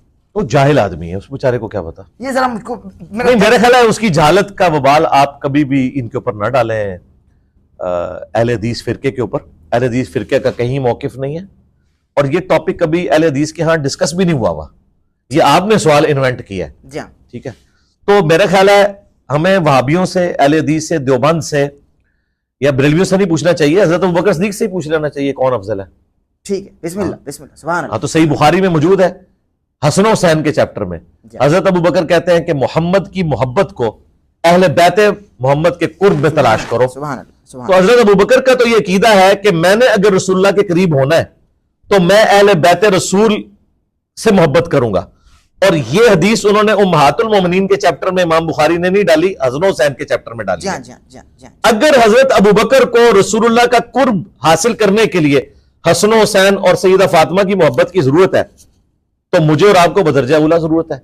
रह गए वहाबी इस किस्म के जो जाहिल है, तो उन्हें हम एजुकेट करेंगे कि भाई बुखारी पढ़ लो जरा, तो देख लो क्या अकीदा हज़रत अबू बकर ने उम्मत को बताया हुआ है। सही है, सही है, सीधी सी बात है, बिल्कुल सही। फिर जामे तिरमिज़ी में हदीस है, अल्लाह से मोहब्बत करो कि उसने तुम्हें नेमतों से नवाजा है, मुझसे मोहब्बत करो क्योंकि मैं अल्लाह का रसूल हूं, और मेरे अहले बैत से मोहब्बत करो कि उनकी निस्बत मेरे साथ है। ठीक है, तो आज भी छोड़ दें, पुराने जमाने की बात हम रहने देते हैं। आज ये मैं रिजेम्बलेंस नहीं कर रहा, सिर्फ आपको समझाने के लिए, क्या पीपल्स पार्टी का कोई कारकुन बड़े से लेकर छोटा, ठीक है, अपने आप को बिलावल भुट्टो से अफजल कहेगा? कभी भी नहीं। वो बेशक के मेरी खिदमात भी ज्यादा है पीपल्स पार्टी के लिए, वो कहेगा भाई ये भुट्टो खानदान से है, इनका बड़ा था, जिसकी वजह से पार्टी बनी, उसका प्रोटोकॉल है, इसे हम चेयरमैन चुनेंगे। ये नेचुरल चीज मैं आपको बता रहा हूं। इस तरीके से जब से मुस्लिम लीग नून में बदल गई, पहले तो मुस्लिम लीग होती थी, उस वक्त से अब नवाज शरीफ साहब अपनी बेटी को आगे लेके आए, वैसे कोई चेमा गोइयां करे सब कुछ, बाल वो कहते हैं नहीं पहला राइट उसी, इसलिए उन्होंने चीफ मिनिस्टर भी बना दिया। दुनिया में ऐसे ही होता है कि जो अहलुल बैत होते हैं उनके साथ जो अदर देन लोग हैं अहलुल बैत के, उनका एटीट्यूड यही होता है कि वो एक रिस्पेक्ट का रिश्ता होता है। वो कहते हैं नहीं यार इसका बाप वही फैसल है। अब जरा मुझे बताएं, हम अगर रसूलुल्लाह के जमाने में हो, हजरत अबू बकर को छोड़ दें, हजरत उमर को छोड़ दें, बाकियों को, हम नबी इस्लाम के जमाने में हो, हुजूर के घर वालों के बारे में हमारा स्टेटस क्या होगा? जरा आप खुद इमेजिन करें।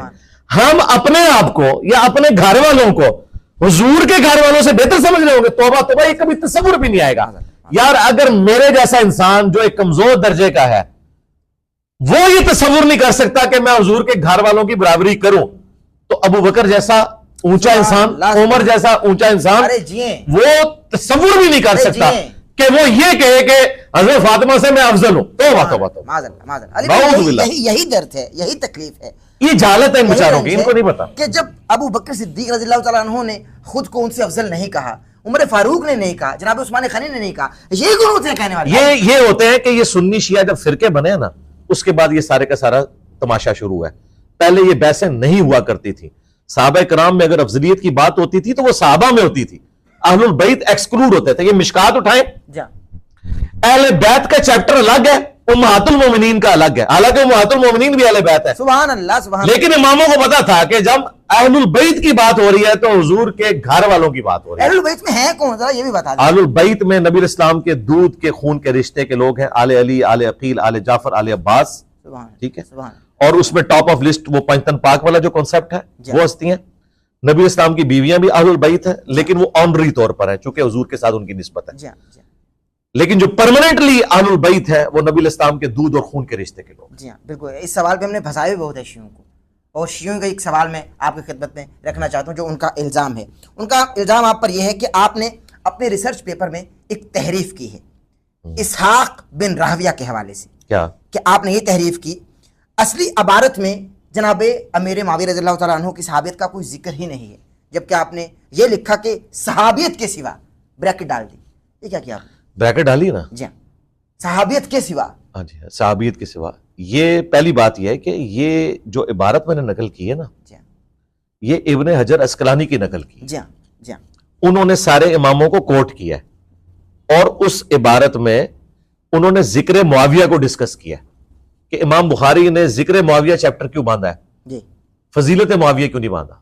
उसके कॉन्टेक्स्ट में उन्होंने आम बिन हंबल, इसहाक बिन राहवे, इमाम हाकिम, इमाम नसाई को डिस्कस किया, ठीक है।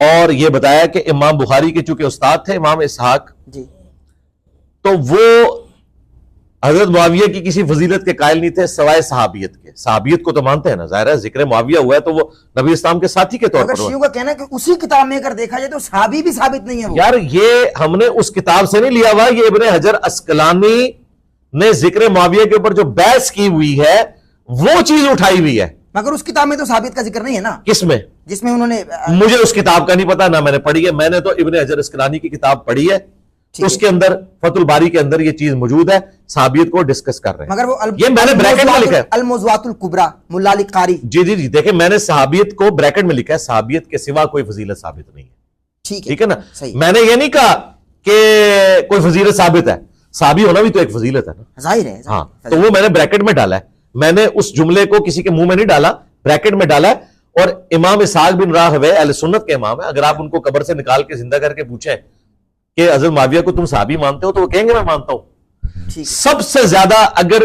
कोई इख्तिलाफ राय किया है ना किसी इमाम ने बनु उमैया के खिलाफ, वो इमाम हाकिम है, अल मुस्तदरक बिल हाकिम जिन्होंने लिखी है, उन्होंने तो छोड़ा ही कुछ नहीं है। इसीलिए अहले सुन्नत के बाद लोग उनको शिया कहना शुरू हो गए थे। इमाम हाकिम जितने हार्ड लाइनर है बनु उमैया के ऊपर, मैं मौला इसहाक या शेख अदनान इब्राहिम या हसन फरहान मालकी उतने हार्ड लाइनर नहीं जितने इमाम हाकिम थे। उसके बावजूद उन्होंने मुस्तदरक बिल हाकिम में हजरत मुआविया से हदीसें ली हुई हैं। ठीक, साहबी वो मानते थे सारे। सही, बिल्कुल सही, बिल्कुल सही।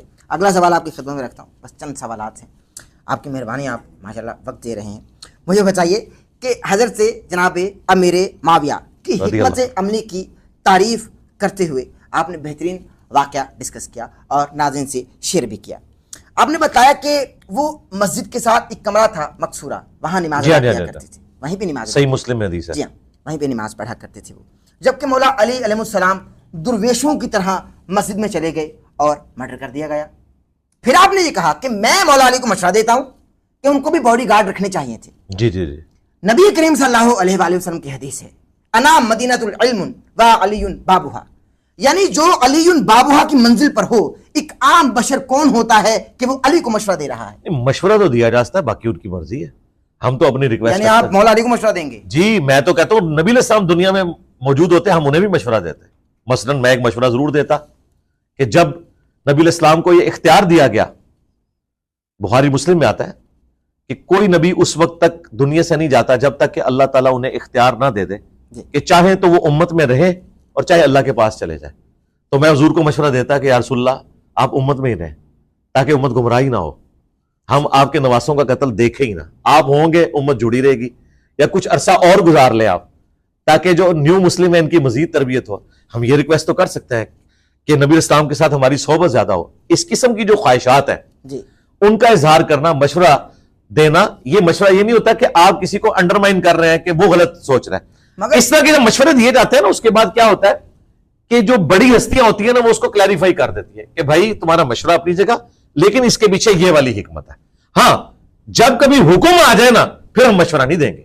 जिस तरह जब हुक्म आ गया कि मेरा नाम काट दो, मौलावी को हुक्म दिया ना कि काट दो, सही है, उन्होंने मशवरा रखा। जी हाँ, अब आ जाएंगे, जी हाँ। क्या हजरत अली को मशवरा देना चाहिए था नबी इस्लाम को, जब हुजूर कह रहे हैं काट दो? नबी इस्लाम खुद फरमा रहे हैं ना, अना मदीनतुल इल्म। नहीं, वो ठीक है। अब यहां है, बुखारी में है, नबी इस्लाम ने कहा कि मोहम्मद रसूलुल्लाह को मिटा दो और मोहम्मद बिन अब्दुल्ला लिखो। किसने कहा? नबी ने। किसको कहा? मौला अली को। मौला अली ने क्या कहा? मैं नहीं मिटाता। ये तो बहुत बात आगे चलेगी ना, इसकी हम तावील करेंगे ना। अदब में कहा है। नहीं, अदब में नहीं कहा, मोहब्बत में कहा है। मोहब्बत अदब नहीं, अदब यह है आपके जुमले में ना मोहब्बत है ना सरकार। मैं बताता हूँ आप इंजीनियर बन गए। नहीं, पहले इंजीनियर है तो मैं इंजीनियर को ऐसी मिसाल आ सकती है ना। अदब यह है कि बड़ा जो कह रहा है, चाहे दिल को बुरा भी लगे, वो कर गुजरो, ये अदब है। हाँ, ठीक है। तो हजरत अली अगर अदब वाला एलिमेंट लेते ना, तो उन्हें आर्गुमेंट करने नहीं चाहिए था कि मेरे नबी ने कहा ये मैंने मिटाया, ये लिख दिया, क्योंकि कातबे वही। मगर उनके दिल में रुक जाए ना, मेरी मेरी बात तो सुन जाए ना। मैंने आपकी बात समझ ली, आपने जो भी कहना मुझे पहले पता है कि आपने क्या कहना, मैं जवाब दे रहा हूं। मैं आपको स्टेप वाइज लेके आ रहा हूं। अदब यह था कि बड़ा कह रहा है, जो कह रहा है मैं कर गुजरूं, लेकिन मोहब्बत यह कह रही थी कि दिल नहीं मान रहा। अगर वो मान लेते तो अदब होता, नहीं माना तो बेअदबी नहीं हुई। हम नहीं बेअदबी इसको कह रहे, मोहब्बत का उन्होंने इजहार किया और नबी इस्लाम ने उसको एक्सेप्ट कर लिया। आपने कहा मुझे दो, चलो मैं मिटा देता हूं। जिस तरह नबी इस्लाम के हुक्म फरमाने को और हजरत अली के ये मशवरा देने को कि यार रसूलल्लाह मैं तो नहीं मिटाऊंगा, मैं तो आपको अल्लाह का रसूल मानता हूं, ना सिर्फ मशवरा दिया बल्कि हुजूर की बात भी नहीं मानी, उस मामले को रसूलुल्लाह के सुपुर्द कर दिया, ये गुस्ताखी नहीं है ना? तो हमारा भी हजरत अली को मशवरा देना कोई गुस्ताखी नहीं है, हमारे मोहब्बत ही है। ठीक है, सही है, सही है, मैंने साबित कर दिया। देखिए देखिए, हमने तो मौला अली से ये सीखा है। ठीक है, ये मोहब्बत है। सही है, बिल्कुल सही। अली भाई, मैं अगला सवाल आपकी खिदमत में रख रहा हूं। पिछले पॉडकास्ट में, बल्कि यहां मैं क्लिप भी चलवाना चाहता हूं पिछले पॉडकास्ट का, जो हमारी गुफ्तगू हुई हमारे मां बहन। गुम्बद खजरा का ताल्लुक नबी इस्लाम के साथ नहीं है, इसका ताल्लुक हुक्मरानों के साथ है। लिहाजा अगर आज हम ये डिमांड करते हैं कि सऊदी हुकूमत को ये गुम्बद खजरा उतार लेना चाहिए और इसको अपनी उसी वापस हालत में लेके जाना चाहिए जो खलीफा राशिदीन के दौर में था, कि हुजरे आयशा बना हुआ था, उसके अंदर कब्र अतर थी, ऊपर से कोई नंगी नहीं हो जाएगी, वो छत थी प्रॉपर। अभी आपका ये तकाजा है? जी, हमारा तो तकाजा है। गुम्बद खजरा को लेकर जरा बहस हुई। गुम्बद खजरा को नबी करीम सल्लल्लाहु अलैहि वसल्लम की नाफरमानी में बनाया गया। जी, बिल्कुल, क्योंकि आपने बाकायदा अहादीस से साबित भी कर दिया। आपके लाइव वीडियो सेशन में, जो आप लाइव सेशन करते हैं, आपके बैकग्राउंड पर बाकायदा गुम्बद खजरा को देखा जाता है और आप माशाल्लाह गुफ्तगू फरमा रहे हो तो बेहतरीन दलाइल के साथ, उस्तादुद दलाइल मैं तो ये कहूँगा, और आप गुफ्तगू फरमाते हैं। जो गुम्बद नबी करीम सल्लल्लाहु अलैहि वसल्लम की नाफरमानी में बनाया गया, वही नाफरमानी वाली चीज आप अपने बैकग्राउंड में लगा रहे हैं। बहुत अच्छा क्वेश्चन है। जब है ही नाफरमानी तो आप बैकग्राउंड पे क्यों लगा रहे हैं भाई? देखें, अच्छी बात है, ये वीडियो रिकॉर्डिंग में आ जाएगी ये बात। ये एक यूनिक क्वेश्चन है, मेरा ख्याल है पूरी गुफ्तगू में एक नया क्वेश्चन आप सामने लेके आए, तो यकीनन जब आप मुझसे पूछ रहे हैं तो मैं इसका जवाब दूंगा। जाहिर है तो आप देंगे। पहली बात यह है, बुखारी मुस्लिम में हदीस है, नबी इस्लाम ने फरमाया 3 मस्जिदों के सिवा किसी मस्जिद के लिए सफर ना करो। उसमें बैतुल्लाह शरीफ, मस्जिद नबवी और बैतुल मक़दिस, ये 3 मसाजिद है। वो मस्जिद नबवी शरीफ मेरे पीछे नजर आ रही होती है, और मस्जिद नबवी का ही प्रैक्टिकली इस वक्त एक हिस्सा रोज़ा रसूल बन चुका है, पहले ये मुल्हिका था जी। अब रोज़ा शरीफ से तो हमारी कोई दुश्मनी नहीं, नाउज़ बिल्लाह, उसकी मोहब्बत तो हमारे ईमान का हिस्सा है। रोज़ा शरीफ के ऊपर कब्जा करके कल को बरेलवियों के जो डब्बा पीर है वहां पे कवाली भी शुरू करवा दे, नाउज़ बिल्लाह, अगर ऐसा हो जाए तब भी रोज़ा शरीफ के साथ तो हमारी मोहब्बत रहेगी ना, कोई शक नहीं। हमें उस गुम्बद की एक्टिविटी से इख्तिलाफ है, कब्र रसूल से कोई इख्तिलाफ नहीं है।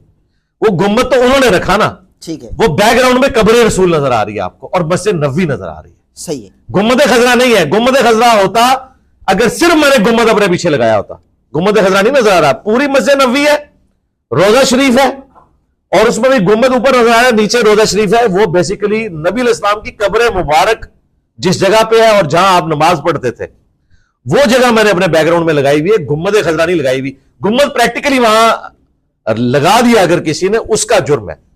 उसके बाद आप ये मुझे बताएं, उसमें तो चंद वाबी भी नजर आ रहे हैं पीछे, तो वाबी तो नजदी है, वाबी तो गुस्ताखे रसूल है। वाबी मस्जिद में घुस जाए तो गुस्ल मस्जिद के ऊपर वाजिब हो जाता है, आला हज़रत फरमाते हैं। तो भाई वो मैंने वाबी भी पीछे लगाया है, मैंने मस्जिद नबवी का अक्स लगाया हुआ है। अगर कोई वाबी पीछे नजदीक नजर आ रहा है या कोई बरेलवी बिदती नजर आ रहा है या कोई देवबंदी बिदती नजर आ रहा है, ये एक दूसरे को गालियां देते हैं, मैं नहीं इनको गालियां दे रहा है, आपस में देते हैं जी। तो भाई मेरा कोई कसूर नहीं। उसके पीछे पाकिस्तानी भी नजर आ रहे हैं, इंडियन भी नजर आ रहे हैं। मैंने उनके लिए नहीं लगाया हुआ, ना वो गुम्बद खजरा के लिए लगाया हुआ है। नबी इस्लाम की कब्र अतर, नबी सल्लल्लाहु अलैहि वसल्लम की मस्जिद नबवी, वो मुझे एक सीन पसंद है। ठीक है, हम वहां उस तरफ मेरी रिहाइश भी थी, हम जितनी बार जाते थे सलाम अर्ज करके उस तरफ से निकलते थे, तो हमारी यादें उससे जुड़ी हुई हैं।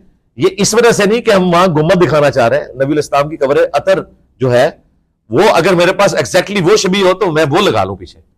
अगर आप दे सकते हैं तो वो दें मुझे। नहीं वो तो जाली है जो मार्केट में चल रही है। नहीं, लेकिन ये भी होता है कि कहते हैं कि कमर हो रही है, भेद भी हो रही है। क्या चीज? पीट करके बैठे हैं। नहीं, पीट करके का फिजिकली तो पीट नहीं हुई है मेरे भाई। अगर आप ये करेंगे तो मस्जिद के ऊपरले पोर्शन में लोग नमाज पढ़ रहे होते हैं, निचले पोर्शन में कुरान रखे होते हैं। फिजिकली तो हम मौजूद भी नहीं होते, मगर आप पर अदब तो वाजिब हो जाते हैं ना। नहीं, ये बिल्कुल डिफरेंट चीज है। इस तरह कोई गुस्ताखी वाला मामला नहीं, कोई गुस्ताखी नहीं होती।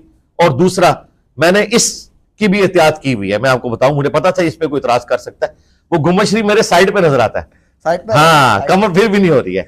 ये मैंने जानबूझ के उसको ऑफसेट करके रखा है, और सरकार ऑफसेट करके रखा हुआ है, ऑफसेट करके रखा हुआ है। ठीक है, सही है, सही है। इस वक्त भी मैं जहां कमर किए हुए ना, रोजा शरीफ पीछे है बिल्कुल, ये देखें किबला रुख है इस तरफ। हाँ, तो इसके ऊपर कोई शरीक गिरफ्त नहीं। मैं सवाल आपके खिदमत में रखता हूँ। आपके क्लिप्स में ये सुना, क्योंकि मैं क्लिप्स आपके देखता हूँ और वहीं से सवाल में ज़ाहिर इकट्ठे करके लाई हूँ। कोई मौलवी तो सवाल मुझको बताता नहीं है, मुझसे भी। अच्छा, मुझे बताएं, आप हमारे क्लिप बीच में ला के घुसेड़ देते हैं। उस क्लिप में मैं जो पूछ रहा होता हूँ वो भी तो मौलवी से पूछा करें। सब तो पूछता हूँ। नहीं, वो कई क्लिप्स मैंने जो उसमें बयान किए, मसलन आप बरेलवियों के पास गए हैं, उन्हें जाके आपने ये क्यों नहीं पूछा कि अभी तुम्हारे आला हजरत ने सबा सनाबिल की तारीफ की है, तुम्हारे पीर मेलिया साहब ने चिश्ती रसूलुल्लाह का दिफा किया है, तो उनको क्या हुक्म लगाते हो? ये आपने अभी तक किसी आपकी वीडियो में मैंने नहीं देखा। एक बड़े आलिम दीन से यही पूछने जा रहा हूँ। नहीं, देखिए मेरी बात सही साबित होगी, आज तक आपने नहीं पूछा। तो हालांकि क्लिप मेरा वही लगाया होता है, वो क्लिप भी अगर आप इनसे पूछ लेना। इसीलिए वो जो एक बंदा भागा ना आपकी पॉडकास्ट से, उसे पता था कि कहीं ये ना पूछ ले, तो मैं फिर क्या करूंगा? मैं तो खुद उस मुनाज़े में बैठा हुआ सुभान अल्लाह पढ़ रहा हूं। वो इसलिए बेचारा भाग गया क्योंकि आपने उसे पूछना था कि आपने सुभान अल्लाह किस में पढ़ा था? चिश्ती रसूलुल्लाह में पढ़ा था। वो मैं आपको अभी बताता हूं अपनी करामत, ये कभी भी आपको पॉडकास्ट नहीं देगा, नहीं देगा। उसे पता है कि मुझे वो दिफा करना पड़ेगा। बिल्कुल सही। अच्छा, अगर मुफ्ती हनीफ कुरैशी साहब ने आपको दी, उनसे भी आपने पूछना है कि आपने शतीहात के नाम पे शिबली रसूलुल्लाह चिश्ती रसूलुल्लाह का दिफा 2009 में क्यों किया था? ये आपने बताना है। डन हो गया, सवाल है, ये सवाल है। आप तो कह रहे हैं ना किताबें बदल गई हैं, उनको कि उस वक्त नहीं बदली थी। ये कोई मुजद्दिद आया जिसने बताया आपको? वो मुजद्दिद कहां रहता है, जेल में या पिंडी में? जाहिर है जी, पिंडी में तो मैं किसी मुजद्दिद को नहीं जानता जिसने कहा हो कि किताबें बदल गई हैं। जेल में एक बंदे को जानता हूं। बिल्कुल सही है। अगला सवाल आपको खिदमत में रखता हूं। इंडियन यूट्यूबर हैं ध्रुव राठी, आप उनकी बहुत तारीफ करते हैं, यहां तक कि आपने ये भी कह दिया कि भाई वो अल्लाह की नेमत हैं। जी, कोई शक नहीं है, आप कह सकते हैं। मगर एक काफिर तो आपकी नजर में अल्लाह की नेमत हो, मगर जो बुजुर्ग जिनको आप कब्र चाटू कहते हैं वो अल्लाह की नेमत नहीं है। कोई तो जिंदगी में अच्छा काम उनसे साबित होगा ना भाई। सारे ही बुरे आप बताते हैं, उनकी किताबों, उन्हीं की किताबें भाई बुरे किए होंगे माज़अल्लाह उन्होंने, हम नहीं इनकार कर रहे, लेकिन आप बुरे बताते हैं। कभी तो उनका कोई अच्छा काम भी बताए। मगर ये काफिर ध्रुव राठी, उसको आप बोलते हैं ये अल्लाह की नेमत है। बुजुर्ग भी तो कोई ना कोई अल्लाह की नेमत होंगे ना भाई। हमने मान लिया बुजुर्ग कब्र चाटू है, ये काफिर पत्थर चाटू है ध्रुव राठी। इसको आप हाफिज अल्लाह भी बोलते हैं और इसको आप ये कहते हैं कि भाई अल्लाह की नेमत है। ये कब्र चाटू नहीं, पत्थर चाटू है। इस हवाले से क्या कहेंगे पत्थर चाटू को? अच्छा, पहली बात यह कि आप अल्लाह की नेमत मानते हैं ध्रुव राठी को? मुझे तो अता नहीं हुई। नहीं, जो वो कंट्रीब्यूशन कर रहे हैं कंट्रीब्यूशन क्या कर रहे हैं भाई? इस्लाम के लिए क्या कर रहे हैं? वो दीन सिखा रहे हैं आपको। हमें, हम तो आपसे उन्होंने बताया कि हमारे लिए आप अल्लाह की मैं बताता हूं दीन ने क्या सिखाया आपको। वो दीन सुन लेना। उन्होंने ये सिखाया कि हिंदुओं में जितने ये बाबे हैं सब फ्रॉड है। तो यहां पे हमारा उनसे इत्तेफाक हो गया कि इधर वाले भी सारे फ्रॉड ही हैं। मगर अल्लाह तो उन्होंने अपने दीन के अंदर जो कमजोरियां थी उनको हाईलाइट किया। बाकी जो हिस्ट्री का नॉलेज उन्होंने दिया एक। वैसे तो आप लोगों ने बताया कि मौला अली कहते हैं जिसने मुझे एक लफ्ज भी सिखाया वो मेरा उस्ताद है। तो वो करोड़ों लोगों का उस्ताद है, लोगों को सिखा रहा है। अच्छा, अब आ जाए कि जो यहां पे हैं लोग, हम उनकी तारीफ करते हैं। भाई मेरी पूरी वीडियो है कंजुल ईमान जो आला हजरत का तर्जुमा है, उसकी खूबियां और खामियां जाके यूट्यूब पे लिखे, लाखों लोग देख चुके हैं। मैंने आला हजरत की तारीफ की है कि उन्होंने कुल का तर्जुमा अच्छा किया है, बिस्मिल्लाह का तर्जुमा अच्छा किया है, ववजदा का बॉलन फहदा इसका तर्जुमा अच्छा किया है। आज से नहीं कह रहा, कई सालों से कह रहा हूं। मगर वो कब्र चाटू थे ना मेरे भाई, मैं आपने कहा कि तारीफ दिखाएं तो मैंने तारीफ की हुई है, मैंने मान तो लिया, लेकिन वो कब्र लिहाजा आपका ये कहना कि मैं अपने मुसलमानों की तारीफ नहीं करता, वो आपका प्रोग्राम तो मर गया। वो तो प्रोग्राम मर गया। मगर आप मुझे ये तो मर गया ना, कहे मर गया, मैंने इसके लिए थोड़ा एक सोफिस्टिकेटेड लफ्ज इस्तेमाल किया। मगर आप ये बता देना कि वो जिन बुजुर्गों की आपने तारीफ भी की है वो कब्र चाटू तो थे ना? जी जी जाहिर है। तो क्या ध्रुव राठी पत्थर चाटू नहीं है? मैंने तो नहीं उसे देखा चाटते हुए, वो तो सेकुलर टाइप आपने कब्र चाटते हुए देखे आला हजरत को? किसको किसको? आला हजरत को। आला हजरत तो कहते हैं, उन्होंने तो लिख के फतवा दिया है। उन्होंने कहा है कि उनको किसी ने कहा कि फलां बुजुर्ग ने कहा है, ये आला हजरत के मलफूजात में है। ये मैं अनकरीब इस पे भी एक वीडियो रिकॉर्ड करवाने वाला हूं, आप तैयार रहें इंशाल्लाह। आला हजरत ने जो जो शिरकिया बातें की है ना, उनको मैंने जमा किया, जो उनके बेटे ने जमा किया है। उनको किसी ने कहा, फलां बुजुर्ग ने कहा जब भी मुसीबत हो तो मुझे पुकारा करो। ठीक है। तो उन्होंने कहा कि भाई मेरा हाल तो यह है कि मैंने एक ही दर पकड़ लिया है, मुझे जब भी कोई मुसीबत होती है तो मैं उसी को पुकारता हूं। आम मुसलमान समझ रहा होगा कि वो अल्लाह के दर की बात कर रहे हैं, नहीं, उनका अब्दुल कादिर जिलानी। अच्छा, तो वो तो भाई अब्दुल कादिर जिलानी को खुदा के मुकाबले पे माने हुए हैं। ये जो या जुनेद वाला वाकया है कि या जुनेद कहा तो वो तैरना शुरू हो गया, और जब या अल्लाह कहा तो डूब गया। ये भी मलफूजात आला हज़रत में लिखा हुआ है। कब्र चाटू तो छोटी चीज है, वो तो कहते हैं या जुनेद कहने वाला तरेगा, या अल्लाह कहने वाला डूबेगा। अल्लाह से दुश्मनी की हुई है। हाँ, कब्र चाटू तो छोटी चीज है। इस तरह की दुश्मनी अल्लाह के साथ ध्रुव राठी की आपने मुझे दिखानी है। या उसने कहा हो कि जो गॉड का मानने वाला है तबाह हो जाएगा, और जो गॉड का नहीं मानने वाला, मगर अली भाई है तो काफिर ना। मैंने आपको बता दिया ना। नहीं, लेकिन काफिर नहीं, काफिर तो है इसमें कौन सी। और काफिर पत्थर चाटते हैं, पत्थर को पूछते हैं। कौन यार, सारे तो नहीं चाटते, वो सेकुलर है। हाँ, वो तो इस वक्त मुसलमानों का मुकदमा जो वो पेश कर रहा है मोदी के सामने, किसी मुसलमान की जरूरत नहीं है। कांग्रेस वो काम नहीं कर सकी। आप जरा उसकी ये वीडियोस देखें, आखिरी 5-6, उसने मुसलमानों का वो मुकदमा पेश किया है जो मुसलमान भी नहीं अपना मुकदमा पेश कर सके, जो कुछ हिंदू मुस्लिम फसादात हो रहे हैं। बिल्कुल सही। बाकी हम अगर किसी की तारीफ करते हैं, अगर मैं आइंस्टाइन की तारीफ करता हूं, उसके कीदे की नहीं कर रहा। ठीक है, शख्स की तारीफ। आप मुझे बताएं, ये एसी अजमेर वालों का बना हुआ है, ये जो गोटा है ये बगदाद शरीफ वालों ने मशीन में बनाया था। अगर आप इसकी तारीफ करें या मैं इसकी तारीफ करूं तो मैं कहूंगा कि आपने काफिरों की तारीफ कर दी है। अजमेर शरीफ वालों ने तो नहीं बनाया ना ये प्रिंटिंग प्रेस। या मैं इसकी अच्छी प्रिंटिंग की तारीफ करूं तो गोरा शरीफ ने किया ना, तो मैं उसकी उस एक्टिविटी की तारीफ कर रहा हूं, ना कि उसके अकीदे की। बिल्कुल सही। अली भाई मुझे ये बता दीजिए, हम ये सुनते हैं कि मैदान करबला में काफिला हुसैनी के मद्दे मुकाबिल अलैहिस्सलाम 9 लाख यजीदी फौज थी। क्या वाकई यही तादाद थी? 9 लाख नहीं है, 22,000 का लश्कर था। 9 लाख की तो जरूरत ही नहीं थी।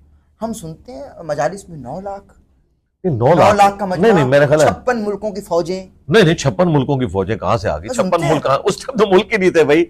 बनु भैया की एक हुकूमत थी, ओवरऑल शाम में बैठा हुआ था यजीद। 22,000 का लश्कर था, यानी 9 लाख नहीं था। और वो भी इमाम हुसैन अलैहिस्सलाम जंग करने करबला नहीं गए थे, वो तो अपनी फैमिली के साथ शिफ्ट हो रहे थे कूफा में।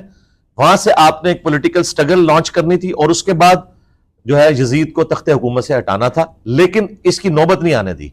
ये आप शिया और सुन्नी पब्लिक को एजुकेट करें। बाज आजकल लोग कह रहे हैं कि आप डंडे उठा के फिलिस्तीन चले जाएं और यरूशलेम फतह करवा लें, तो उनको भी बताएं कि भाई ये आप जो नजरियात और अकायद बता रहे हो ये बिल्कुल गलत है, ऐसे नहीं है।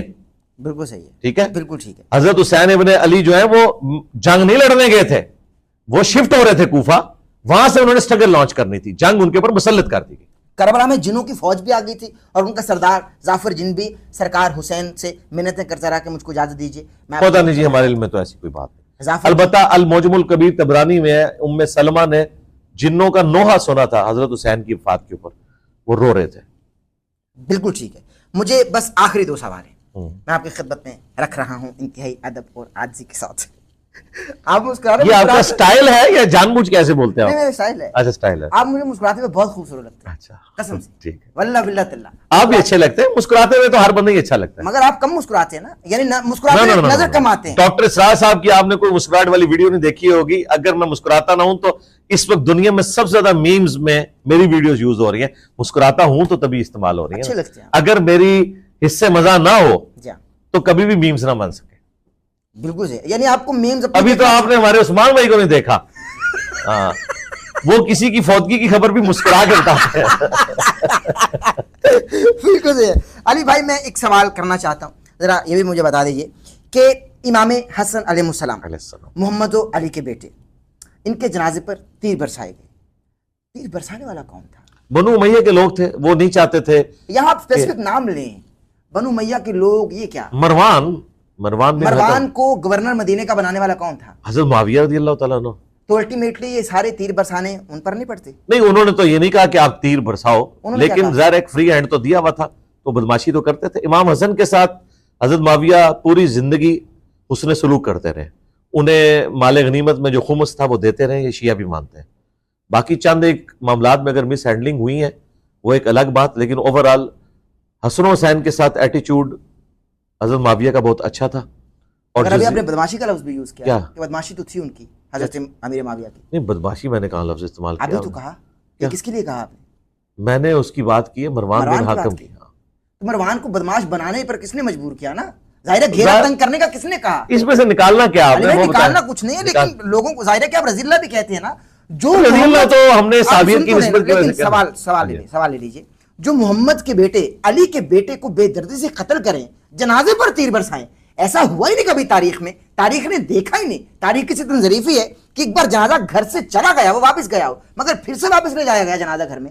अगर मुझे ये तो बताइए कि तीर अगर बरसाए गए तो वजह क्या थी, क्यों तीर बरसाए गए, और तीर बरसाने वाले को रज़िल्ला कहा जाए, ये दोहरा मयार है। देखिए, पहली बात है, आप जैसी सच्ची शख्सियत से ये तकाजा नहीं किया जा सकता।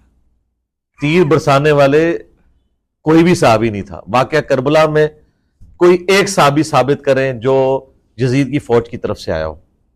जंग सिफीन में चंद साहबा मौजूद थे मौला अली के खिलाफ लड़ने वाले, लेकिन करबला में कोई साहबी नहीं था। इमाम हसन के साथ इस तरीके से गलत एटीट्यूड करने वाला कोई भी साहबी नहीं था।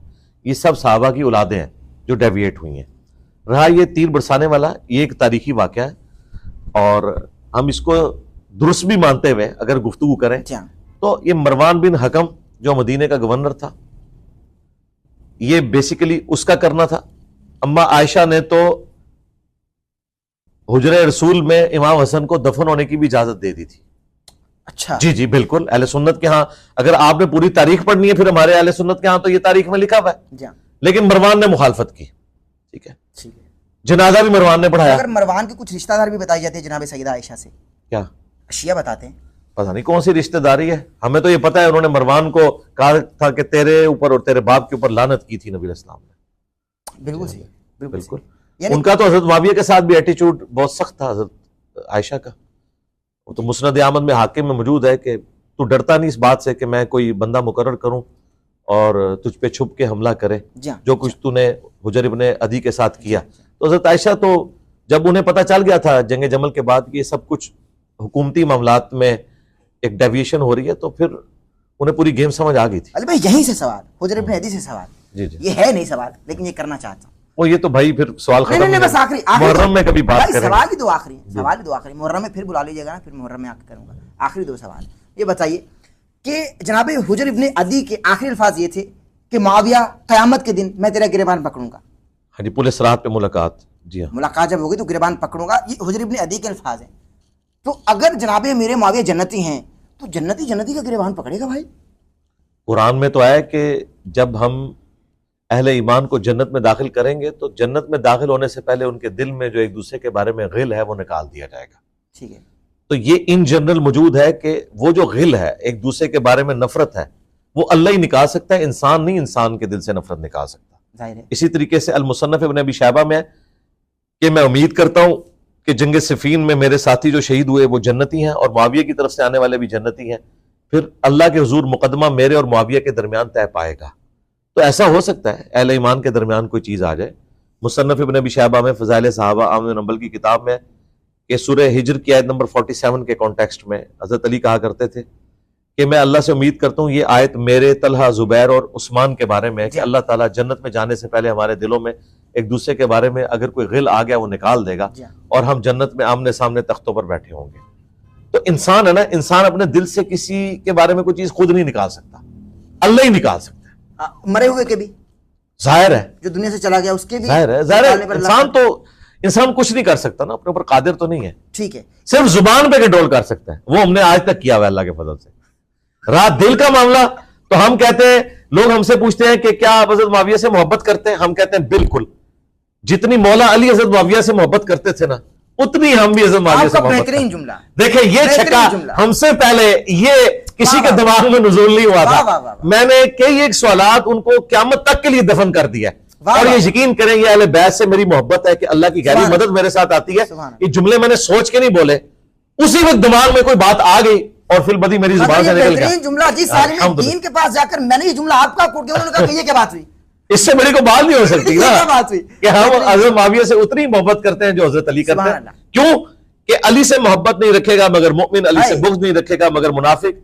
हजरत अली के पीछे तो कुरान और सुन्नत खड़े हुए हैं, हम तो भाई हजरत अली वाला अकीदा रखते हैं। सुभान अल्लाह। और हजरत अली का वो अकीदा है जो नबी इस्लाम वाला है। सुभान अल्लाह। हाँ जी, ये मुस्लिम में हदीस है। हजरत अली जब 100 ऊंट ले गया है ना यमन से हज्जतुल वदा के मौका पर, तो हजरत अली ने से नबी इस्लाम ने पूछा, भाई तूने क्या नियत की थी, हज क़िरान की या तमत्तु की? उन्होंने कहा मैंने कोई नियत नहीं की थी, मैंने कहा था जो मेरे नबी की नियत वही मेरी नियत। फिर कहा अब तुम्हें जो है इहराम नहीं खोलना। हजरत अली का तो ओढ़ना बिछोना यह था कि जो हुजूर का अकीदा, और हमारा अकीदा यह है कि जो अली का अकीदा वो हमारा अकीदा। सुभान अल्लाह। इमाम मोहम्मद महदी जब आएंगे उनके हाथ में अलम होगा, अलम का रंग क्या होगा? काला स्याह जी। जो अहले बैत में से इमाम मोहम्मद महदी अलैहिस्सलाम को सपोर्ट करने के लिए खुरासान से झंडे निकलेंगे, वो काले स्याह झंडे हैं। मुस्नद अहमद में हाकिम में रवायत। तो अगर शिया अपने छतों पे अगर उसी निस्बत से स्याह अलम बुलंद कर लें तो कोई बुराई तो नहीं? उस निस्बत से तो किया नहीं, क्या हुआ? दूसरी बात यह कि शिया का झंडा तो रेड होता था, काला तो अब बनाया इन्होंने, पहले तो रेड होता था। मगर आप पुराने अभी भी इमाम हुसैन अलैहिस्सलाम के गुम्मत के ऊपर रेड कलर का झंडा है। हाँ, तो वो रेड झंडा चल रहा था। ये तो स्याह झंडे ने तो शिया की जद्दोजहद को नुकसान ही पहुंचाया। मगर अली भाई एक सवाल, क्योंकि ये गम की तरफ चले गए बजाय जद्दोजहद करने के। बाल फिर भी सुन्नियों से ज्यादा दलेर है जद्दोजहद में, दलेर है बिल्कुल दलेर है। लेकिन निस्बत से रखा जा सकता है वैसे इमाम मोहम्मद महदी की निस्बत से स्याह झंडा? जब इमाम मोहम्मद महदी आएंगे तो फिर देखेंगे। इस तरह की हमें कोई कुरान और सुन्नत में दलील नहीं मिली कि आपने पहले झंडा लगा के रखना है, वरना तो मौला अली ने भी लगा लिया होता कि महदी का इंतजार हो रहा है। सही है। आखिरी सवाल आज के पॉडकास्ट का अली भाई आपकी खिदमत में कर रहा हूं। अल्लाह आपको सलामत रखे, आमीन। हयात ये खैर अता फरमाए, आमीन। बेहतरीन दलाल के साथ बात करते हैं और मेरी रात दिन आपके लिए बहुत सारी दुआएं होती हैं, यकीन कीजिए। हमारी भी आपके लिए बहुत सारी दुआएं, क्योंकि जो आपने भेड़ों के छत्ते में हाथ डाला हुआ है, हमें भी आपकी सिक्योरिटी की फिक्र रहती है। आपसे दुआओं की दरखास्त है। अब मुझे ये बताइए कि दावत का काम जारी और सारी रहे, मगर आपने अपने बाद कोई इंजीनियर तैयार किया है जो इस इल्मी किताबी मसरत पर बैठेगा? अल्लाह आपको सलामत रखे। लाखों की तादाद में अल्हम्दुलिल्लाह हमारे हर स्टूडेंट ही है इसी एकेडमी में। जी देख लें, अगर हमारा हर स्टूडेंट ऐसा ना हो तो दुनिया के सारे मौलवी बेचारे मेरे खिलाफ जुमा क्यों पढ़ा रहे हैं? क्योंकि उनके इलाके में इंजीनियर मौजूद है। अदरवाइज तो उन्हें जरूरत ही नहीं थी। देखिए, एक बंदा वहां बैठे हुए नेपाल में, भूटान में, यूरोप में, अमेरिका में, हर जगह। आप, मेरा ये दावा है आपके कैमरे की विसादत से पहले भी कि दुनिया की कोई मस्जिद नहीं है जहां अच्छा या बुरा मेरा तारुफ मौजूद ना हो। पहुंच गया है ना?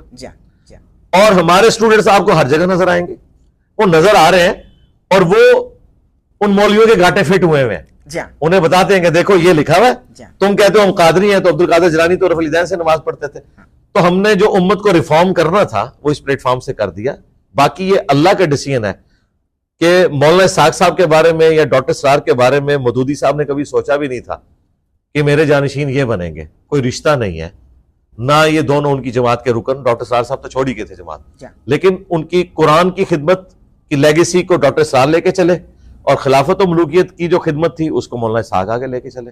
मौलाना साग साहब ने सोचा भी नहीं था कि इंजीनियर साहब के जरिए ये आगे काम चलेगा अहले बैत के दिफा का। ये किसी ने सोचा नहीं होता, ये अल्लाह ने अपने बंदों को उठाना होता है। बिल्कुल सही है अली भाई, बहुत कदरदान हूँ आपका, बहुत आपने कीमती वक्त अता फरमाए, अल्लाह आपको सलामत रखे, आमीन। इसी तरह आप बहारें लगाए रखें। आमीन। नाज़रीन किराम, इसी के साथ अपने मेज़बान डॉक्टर अहमद नसीर को इजाज़त दीजिए। हमारे चैनल को सब्सक्राइब कर लीजिएगा, बेल आइकन के बटन को प्रेस करना हरगिज़ हरगिज़ हरगिज़ ना भूलिएगा, ताकि आप हमारे आने वाले लेटेस्ट अपडेट से महजूज हो सकें। दीजिए इजाज़त, अल्लाह हामी नासिर। जज़ाकल्लाह। जी तो यार, आज हम आए हैं एक दफा फिर से जेलू में, और जेलू में हम इंटरव्यू करना है इंजीनियर मिर्जा मोहम्मद अली का, जो कि डॉक्टर साहब करेंगे।